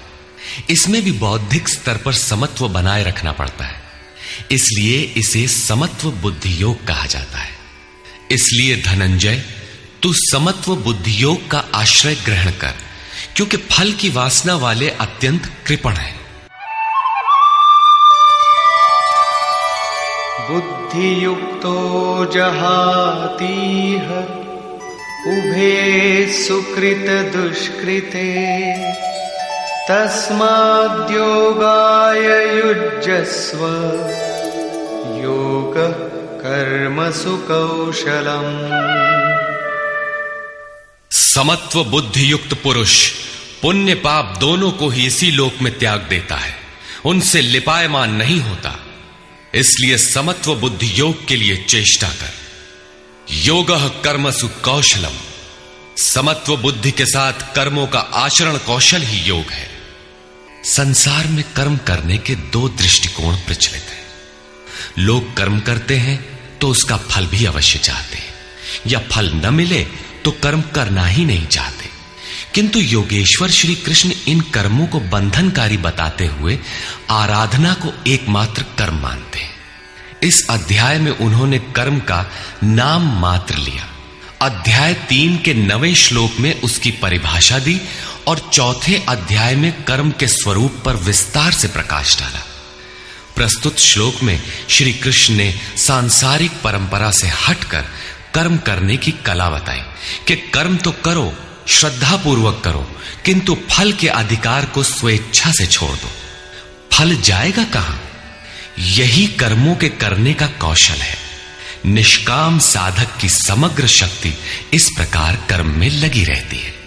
फिर भी जिज्ञासा स्वाभाविक है कि क्या सदैव कर्म ही करते रहना है या इसका कुछ परिणाम भी निकलेगा? इसे देखें।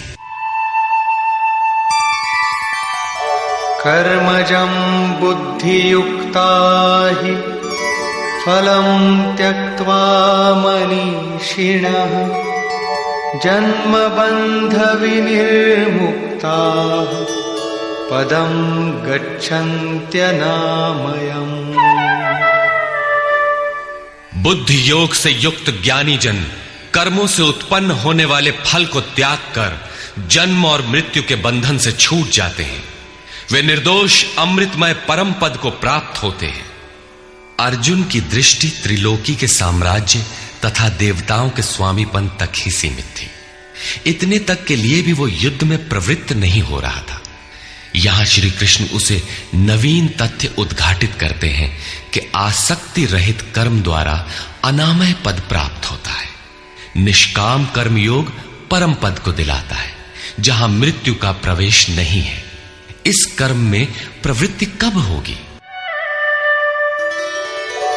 यदा ते मोह कलिलं बुद्धिर्व्यतितरिष्यति तदा गन्तासि निर्वेदं श्रोतव्यस्य श्रुतस्य च। जिस काल में तेरी साधक की बुद्धि मोह रूपी दलदल को पूर्णतः पार कर लेगी, लेश मात्र भी मोह न रह जाए, उस समय जो सुनने योग्य है उसे तू सुन सकेगा और सुने हुए के अनुसार वैराग्य को प्राप्त हो सकेगा, अर्थात उसे आचरण में ढाल सकेगा। अभी तो जो सुनने लायक है उसे न तो तू सुन पाया है और आचरण का तो प्रश्न ही नहीं खड़ा होता। इसी योग्यता पर पुनः प्रकाश डालते हैं।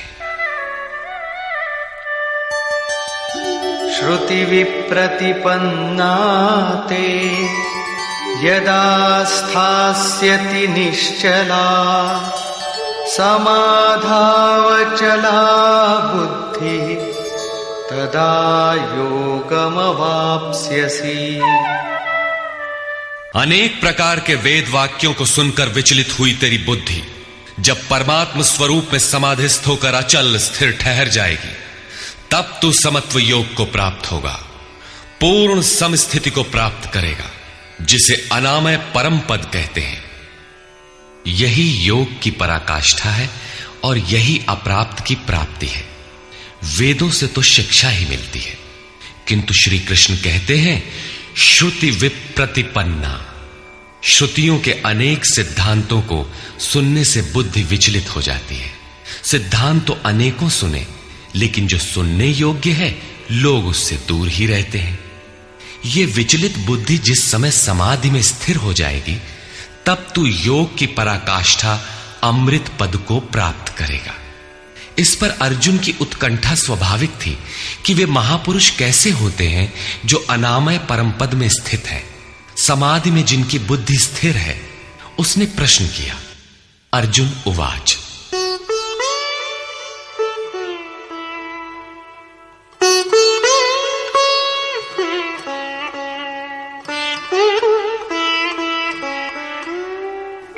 स्थितप्रज्ञस्य का भाषा समाधिस्थस्य केशव स्थितधिः किं प्रभाषेत किमासीत व्रजेत किम्।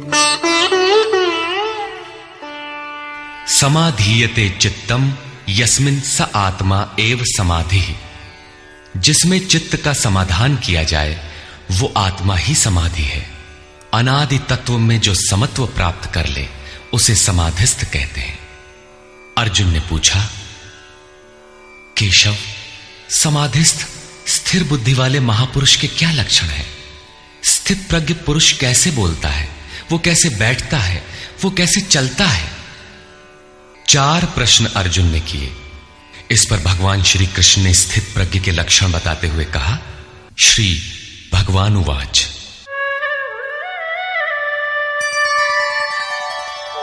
प्रजहाति यदा कामान् सर्वान् पार्थमनोगतान् आत्मन्येवात्मना तुष्टः स्थितप्रज्ञस्तदुच्यते। पार्थ, जब मनुष्य मन में स्थित संपूर्ण कामनाओं को त्याग देता है तब वो आत्मा से ही आत्मा में संतुष्ट हुआ स्थिर बुद्धि वाला कहा जाता है। कामनाओं के त्याग पर ही आत्मा का दिग्दर्शन होता है। ऐसा आत्माराम आत्मतृप्त महापुरुष ही स्थित प्रज्ञ है। दुःखेष्वनुद्विग्नमनाः सुखेषु विगतस्पृहः वीतरागभयक्रोधः स्थितधीर्मुनिरुच्यते। दैहिक, दैविक तथा भौतिक दुखों में जिसका मन उद्विग्न नहीं होता, सुखों की प्राप्ति में जिसकी स्पृहा दूर हो गई है तथा जिसके राग, भय और क्रोध नष्ट हो गए हैं, मननशीलता की चरम सीमा पर पहुंचा हुआ मुनि स्थित प्रज्ञ कहा जाता है। उसके अन्य लक्षण बताते हैं। यः सर्वत्रानभिस्नेहः तत्तत्प्राप्य शुभाशुभम् नाभिनन्दति न द्वेष्टि तस्य प्रज्ञा प्रतिष्ठिता। जो पुरुष सर्वत्र स्नेह रहित हुआ, शुभ अथवा अशुभ को प्राप्त होकर न तो प्रसन्न होता है और न द्वेष करता है, उसकी बुद्धि स्थिर है।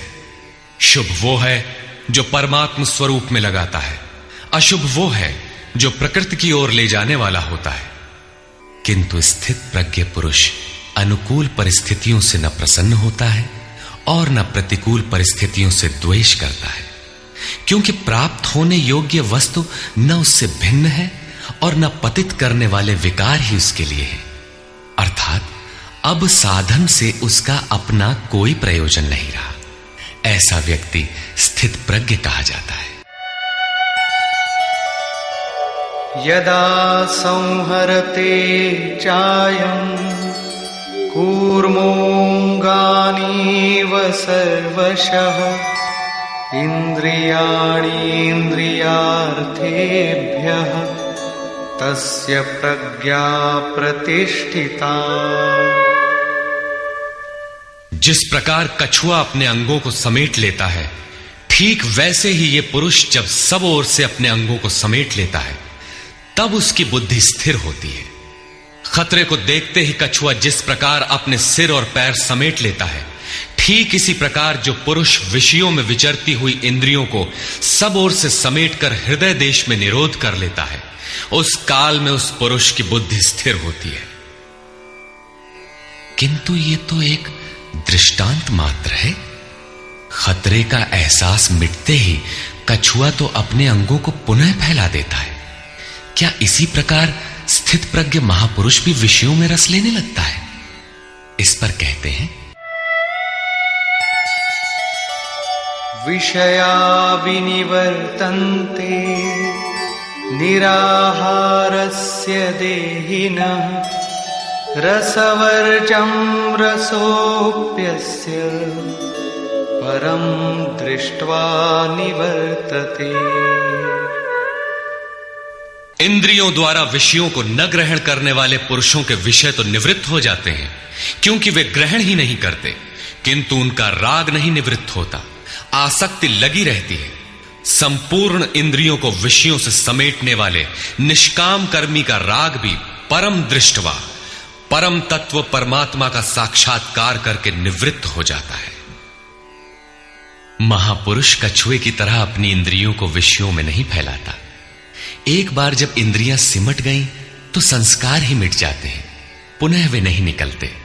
निष्काम कर्मयोग के आचरण द्वारा परमात्मा के प्रत्यक्ष दर्शन के साथ उस पुरुष का विषयों से राग भी निवृत्त हो जाता है। प्रायः चिंतन पथ में हठ करते हैं। हठ से इंद्रियों को रोककर वे विषय से तो निवृत्त हो जाते हैं, किंतु मन में उनका चिंतन राग लगा रहता है। ये आसक्ति परम दृष्टवा परमात्मा का साक्षात्कार करने के बाद ही निवृत्त होती है, इसके पूर्व नहीं। पूज्य महाराज जी इस संबंध में अपनी एक घटना बताया करते थे। गृह त्याग से पूर्व उन्हें 3 बार आकाशवाणियां हुई थी। हमने पूछा, महाराज जी आपको आकाशवाणी क्यों हुई, हम लोगों को तो नहीं हुई? तब इस पर महाराज जी कहे, हो ई शंका मोहू के भई रही, अर्थात ये संदेह मुझे भी हुआ था। तब अनुभव में आया कि मैं 7 जन्म से लगातार साधु हूं। 4 जन्म तो केवल साधुओं सा वेश बनाए, तिलक लगाए, कहीं विभूति पोते, कहीं कमंडलू लिए विचरण कर रहा हूं। योग क्रिया की जानकारी नहीं थी, लेकिन पिछले 3 जन्म से बढ़िया साधु हूं, जैसा होना चाहिए। मुझ में योग क्रिया जागृत थी। पिछले जन्म में पार लग चला था, निवृत्ति हो चली थी, किंतु 2 इच्छाएं रह गई थी, एक तो स्त्री और दूसरी गांजा। अंतर मन में इच्छाएं थीं, किंतु बाहर से हमने शरीर को दृढ़ रखा। मन में वासना लगी थी, इसलिए जन्म लेना पड़ा। जन्म लेते ही भगवान ने थोड़े ही समय में सब दिखा सुनाकर निवृत्ति दिला दी। 2-3 चटकना दिया और साधु बना दिया। ठीक यही बात श्री कृष्ण कहते हैं कि इंद्रियों द्वारा विषयों को न ग्रहण करने वाले पुरुष के भी विषय तो निवृत्त हो जाते हैं, किंतु साधना द्वारा परम पुरुष परमात्मा का साक्षात्कार कर लेने पर वो विषयों के राग से भी निवृत्त हो जाता है। अतः जब तक साक्षात्कार न हो, कर्म करना है। इंद्रियों को विषयों से समेटना कठिन है। इस पर प्रकाश डालते हैं, यततो ह्यपि कौन्तेय पुरुषस्य विपश्चितः इंद्रियाणि प्रमाथीनि हरन्ति प्रसभं मनः। कौन्तेय, प्रयत्न करने वाले मेधावी पुरुष की प्रमथनशील इंद्रियां उसके मन को बलात् हर लेती हैं, विचलित कर देती हैं। इसलिए तानि सर्वाणि संयम्य युक्त आसीत मत्परः वशे हि यस्येन्द्रियाणि तस्य प्रज्ञा प्रतिष्ठिता। उन संपूर्ण इंद्रियों को संयत करके योग से युक्त और समर्पण के साथ मेरे आश्रित हो, क्योंकि जिस पुरुष की इंद्रियां वश में होती हैं उसी की बुद्धि स्थिर होती है। यहां योगेश्वर श्री कृष्ण साधन के निषेधात्मक अवयवों के साथ उसके विधेयात्मक पहलू पर जोर देते हैं। केवल संयम और निषेध से इंद्रियां वश में नहीं होती। समर्पण के साथ इष्ट चिंतन अनिवार्य है। इष्ट चिंतन के अभाव में विषय चिंतन होगा, जिसके कुपरिणाम श्री कृष्ण के ही शब्दों में देखें।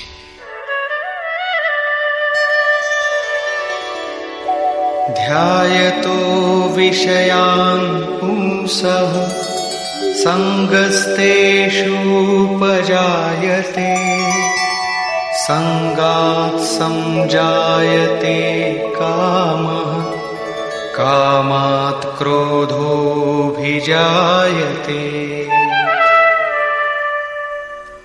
विषयों का चिंतन करने वाले पुरुष की उन विषयों में आसक्ति हो जाती है। आसक्ति से कामना उत्पन्न होती है। कामना पूर्ति में व्यवधान आने से क्रोध उत्पन्न होता है। क्रोध किसे जन्म देता है? क्रोधाद् भवति सम्मोहः सम्मोहात् स्मृतिविभ्रमः स्मृतिभ्रंशात् बुद्धिनाशो बुद्धिनाशात् प्रणश्यति। क्रोध से विशेष मूढ़ता अर्थात अविवेक उत्पन्न होता है। नित्य अनित्य वस्तु का विचार नहीं रह जाता। अविवेक से स्मरण शक्ति भ्रमित हो जाती है, जैसा अर्जुन को हुआ था। भ्रमतीव च मे मनः। गीता के समापन पर उसने कहा, नष्टो मोह स्मृतिर्लब्धा। क्या करें क्या न करें इसका निर्णय नहीं हो पाता। स्मृति भ्रमित होने से योग परायण बुद्धि नष्ट हो जाती है और बुद्धि नाश होने से यह पुरुष अपने श्रेय साधन से च्युत हो जाता है। यहां श्री कृष्ण ने बल दिया है कि विषयों का चिंतन नहीं करना चाहिए। साधक को नाम रूप लीला और धाम में ही कहीं लगे रहना चाहिए। भजन में ढील देने पर मन विषयों में जाएगा। विषयों के चिंतन से आसक्ति हो जाती है। आसक्ति से उस विषय की कामना साधक के अंतर मन में होने लगती है। कामना की पूर्ति में व्यवधान होने पर क्रोध, क्रोध से अविवेक, अविवेक से स्मृति भ्रम और स्मृति भ्रम से बुद्धि नष्ट हो जाती है। निष्काम कर्म योग को बुद्धि योग कहा जाता है, क्योंकि बुद्धि स्तर पर इसमें विचार रखना चाहिए कि कामनाएं न आने पाए। फल है ही नहीं। कामना आने से यह बुद्धि योग नष्ट हो जाता है। साधन करिय विचारहीन मन शुद्ध होए नहीं तैसे। विचार आवश्यक है। विचार शून्य पुरुष श्रेय साधन से नीचे गिर जाता है। साधन क्रम टूट जाता है, सर्वथा नष्ट नहीं होता। भोग के पश्चात साधन वहीं से पुनः आरंभ होता है जहां अवरुद्ध हुआ था। ये तो विषयाभिमुख साधक की गति है। स्वाधीन अंतःकरण वाला साधक किस गति को प्राप्त होता है? इस पर श्री कृष्ण कहते हैं, रागद्वेष वियुक्तैस्तु विषयानिन्द्रियैश्चरन् आत्मवश्यैर्विधेयात्मा प्रसादमधिगच्छति। आत्मा की विधि को प्राप्त प्रत्यक्षदर्शी महापुरुष राग द्वेष से रहित वश में की हुई अपनी इंद्रियों द्वारा विषयान चरण, विषयों में विचरता हुआ भी प्रसाद मधिगच्छति, अंतःकरण की निर्मलता को प्राप्त होता है। वो अपनी भाव दृष्टि में रहता है। महापुरुष के लिए विधि निषेध नहीं रह जाते। उसके लिए कहीं अशुभ नहीं रहता जिससे वो बचाव करे, तथा उसके लिए कोई शुभ शेष नहीं रह जाता जिसकी वो कामना करे।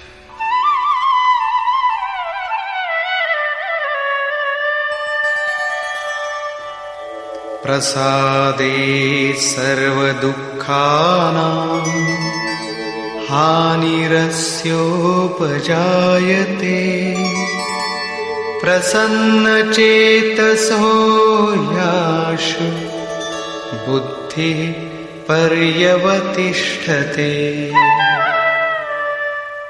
भगवान के पूर्ण कृपा प्रसाद भगवत्ता से संयुक्त होने पर इसके संपूर्ण दुखों का अभाव हो जाता है। दुखालयम अशाश्वतम, संसार का अभाव हो जाता है और उस प्रसन्न चित्त वाले पुरुष की बुद्धि शीघ्र ही अच्छी प्रकार स्थिर हो जाती है। किंतु जो योग युक्त नहीं है उनकी दशा पर प्रकाश डालते हैं। नास्ति बुद्धिरयुक्तस्य न चायुक्तस्य भावना न चाभावयतः शान्तिः अशान्तस्य कुतः सुखम्।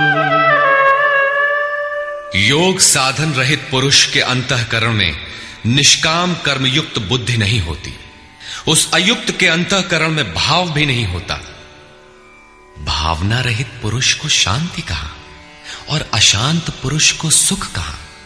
योग क्रिया करने से कुछ दिखाई पड़ने पर ही भाव बनता है। जाने बिनु ना होई प्रतीति, भावना बिना शांति नहीं मिलती। और शांति रहित पुरुष को सुख अर्थात शाश्वत सनातन की प्राप्ति नहीं होती। इंद्रियाणां हि चरतां यन्मनोनुविधीयते तदस्य हरति प्रज्ञां वायुर्नावमिवाम्भसि। जल में नाव को जिस प्रकार वायु हरण करके गंतव्य से दूर कर देता है, ठीक वैसे ही विषयों में विचरण करती हुई इंद्रियों में जिस इंद्रिय के साथ मन रहता है, वो एक ही इंद्रिय उस अयुक्त पुरुष की बुद्धि को हर लेती है। अतः योग का आचरण अनिवार्य है। क्रियात्मक आचरण पर श्री कृष्ण पुनः बल देते हैं। तस्माद्यस्य महाबाहो निगृहीतानि सर्वशः इंद्रियाणीन्द्रियार्थेभ्यः तस्य प्रज्ञा प्रतिष्ठिता। इससे हे महाबाहो, जिस पुरुष की इंद्रियां इंद्रियों के विषयों से सर्वथा वश में की हुई होती हैं, उसकी बुद्धि स्थिर होती है। बाहु कार्य क्षेत्र का प्रतीक है। भगवान महाबाहु एवं आजानुबाहु कहे जाते हैं। वे बिना हाथ पैर के सर्वत्र कार्य करते हैं। उनमें जो प्रवेश पाता है या जो उसी भगवत्ता की ओर अग्रसर है, वो भी महाबाहु है। श्री कृष्ण और अर्जुन दोनों को महाबाहु कहा गया है। या निशा सर्वभूतानां तस्यां जागर्ति संयमी यस्यां जागृति भूतानि सा निशा पश्यतो मुनिः। संपूर्ण भूत प्राणियों के लिए वो परमात्मा रात्रि के तुल्य है, क्योंकि दिखाई नहीं देता, न विचार ही काम करता है, इसलिए रात्रि सदृश है। उस रात्रि में परमात्मा में संयमी पुरुष भली प्रकार देखता है, चलता है, जागता है, क्योंकि वहां उसकी पकड़ है। योगी इंद्रियों के संयम द्वारा उसमें प्रवेश पा जाता है। जिन नाशवान सांसारिक सुख भोग के लिए संपूर्ण प्राणी रात दिन परिश्रम करते हैं, योगी के लिए वही निशा है। रमा विलासु राम अनुरागी तजत बमन जिमि जन बड़ भागी। जो योगी परमार्थ पथ में निरंतर सजग और भौतिक ऐषणाओं से सर्वथा निष्प्रिय होता है, वही उस इष्ट में प्रवेश पाता है। वो रहता तो संसार में ही है, किंतु संसार का उस पर प्रभाव नहीं पड़ता। महापुरुष की इस रहनी का चित्रण देखें। आपूर्यमाणमचल प्रतिष्ठम् समुद्रमापः प्रविशन्ति यद्वत् तद्वत् कामायं प्रविशन्ति सर्वे स शान्तिमाप्नोति न कामकामी। जैसे सब ओर से परिपूर्ण अचल प्रतिष्ठा वाले समुद्र में नदियों के जल उसको चलायमान न करते हुए बड़े वेग से उसमें समा जाते हैं, ठीक वैसे ही परमात्मा में स्थित प्रज्ञ पुरुष में संपूर्ण भोग विकार उत्पन्न किए बिना समा जाते हैं। ऐसा पुरुष परम शांति को प्राप्त होता है, न कि भोगों को चाहने वाला। भयंकर वेग से बहने वाली सहस्त्रों नदियों के स्रोत फसल को नष्ट करते हुए, हत्याएं करते हुए, नगरों को डुबाते हुए, हाहाकार मचाते हुए बड़े वेग से समुद्र में गिरते हैं, किंतु समुद्र को न 1 इंच ऊपर उठा पाते हैं और न गिरा ही पाते हैं, बल्कि उसी में समाहित हो जाते हैं। ठीक इसी प्रकार स्थित प्रज्ञ महापुरुष के प्रति संपूर्ण भोग उतने ही वेग से आते हैं, किंतु समाहित हो जाते हैं। उन महापुरुषों में न शुभ संस्कार डाल पाते हैं न अशुभ। योगी के कर्म अशुक्ल और अकृष्ण होते हैं, क्योंकि जिस चित्त पर संस्कार पड़ते हैं उसका निरोध और विलीनीकरण हो गया। इसके साथ ही भगवत्ता की स्थिति आ गई। अब संस्कार पड़े भी तो कहां? इस एक ही श्लोक में श्री कृष्ण ने अर्जुन के कई प्रश्नों का समाधान कर दिया। उसकी जिज्ञासा थी कि स्थित प्रज्ञ महापुरुष के लक्षण क्या हैं, वो कैसे बोलता है, कैसे बैठता है, कैसे चलता है। श्री कृष्ण ने एक ही शब्द में उत्तर दिया कि वे समुद्रवत होते हैं। उनके लिए विध निषेध नहीं होता कि ऐसे बैठो और ऐसे चलो। वे ही परम शांति को प्राप्त होते हैं, क्योंकि वे संयमी हैं। भोगों की कामना वाला शांति नहीं पाता। इसी पर पुनः बल देते हैं। विहाय कामान्यः सर्वान् पुमांश्चरति निःस्पृहः निर्ममो निरहंकारः स शान्तिमधिगच्छति। जो पुरुष संपूर्ण कामनाओं को त्याग कर निर्ममः, मैं और मेरे के भाव तथा अहंकार और स्पृहा से रहित होता हुआ बरतता है, वो उस परम शांति को प्राप्त होता है जिसके बाद कुछ भी पाना शेष नहीं रह जाता। एषा ब्राह्मी स्थितिः पार्थ नैनां प्राप्य विमुह्यति स्थित्वा स्यामन्तकालेऽपि ब्रह्मनिर्वाणमृच्छति।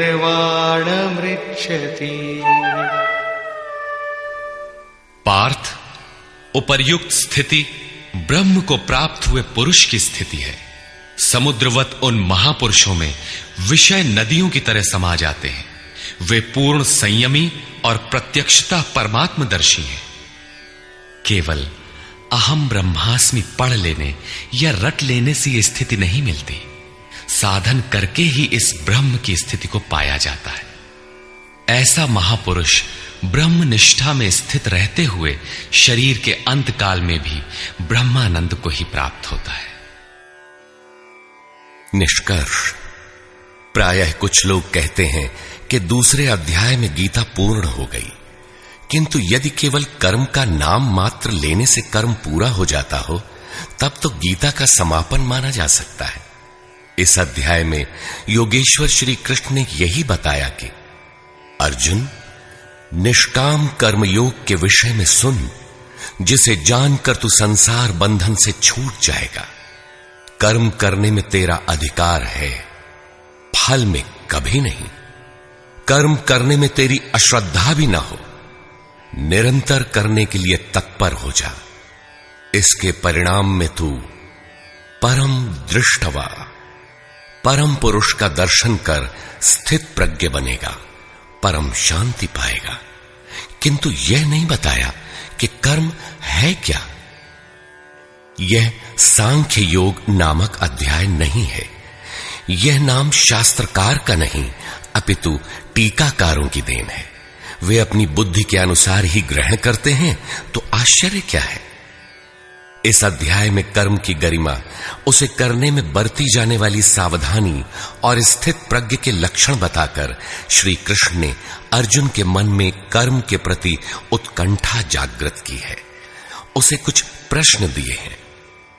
आत्मा शाश्वत है, सनातन है, उसे जानकर तत्वदर्शी बनो। उसकी प्राप्ति के 2 साधन हैं, ज्ञान योग और निष्काम कर्म योग। अपनी शक्ति को समझकर हानि लाभ का स्वयं निर्णय लेकर कर्म में प्रवृत्त होना ज्ञान मार्ग है, तथा इष्ट पर निर्भर होकर समर्पण के साथ उसी कर्म में प्रवृत्त होना निष्काम कर्म मार्ग या भक्ति मार्ग है। गोस्वामी तुलसीदास ने दोनों का चित्रण इस प्रकार किया है। मोरे प्रौढ़ तनय सम ज्ञानी, बालक सुत समदास अमानी, जनहि मोर बल निज बल ताही, दुह कह काम क्रोध रिपु आही। मेरे दो प्रकार के भजने वाले हैं, एक ज्ञान मार्गी, दूसरा भक्ति मार्गी। निष्काम कर्म मार्गी या भक्ति मार्गी शरणागत होकर मेरा आश्रय लेकर चलता है। ज्ञान योगी अपनी शक्ति सामने रखकर अपनी हानि लाभ का विचार कर अपने भरोसे चलता है, जबकि दोनों के शत्रु एक ही हैं। ज्ञान मार्गी को काम क्रोधादि शत्रुओं पर विजय पाना है और निष्काम कर्म योगी को भी इन्हीं से युद्ध करना है। कामनाओं का त्याग दोनों करते हैं और दोनों मार्गों में किया जाने वाला कर्म भी एक ही है। इस कर्म के परिणाम में परम शांति को प्राप्त हो जाओगे। लेकिन यह नहीं बताया कि कर्म है क्या। अब आपके भी समक्ष कर्म एक प्रश्न है। अर्जुन के मन में भी कर्म के प्रति जिज्ञासा हुई। तीसरे अध्याय के आरंभ में ही उसने कर्म विषयक प्रश्न प्रस्तुत किया। अतः ओम तत्सदिति श्रीमद् भगवद गीता सूपनिषत्सु ब्रह्म विद्यायाम योग शास्त्रे श्री कृष्ण अर्जुन संवादे कर्म जिज्ञासा नाम द्वितीयो अध्यायः। इस प्रकार स्वामी अड़गड़ानंद कृत श्रीमद् भगवद गीता के भाष्य यथार्थ गीता का दूसरा अध्याय पूर्ण होता है।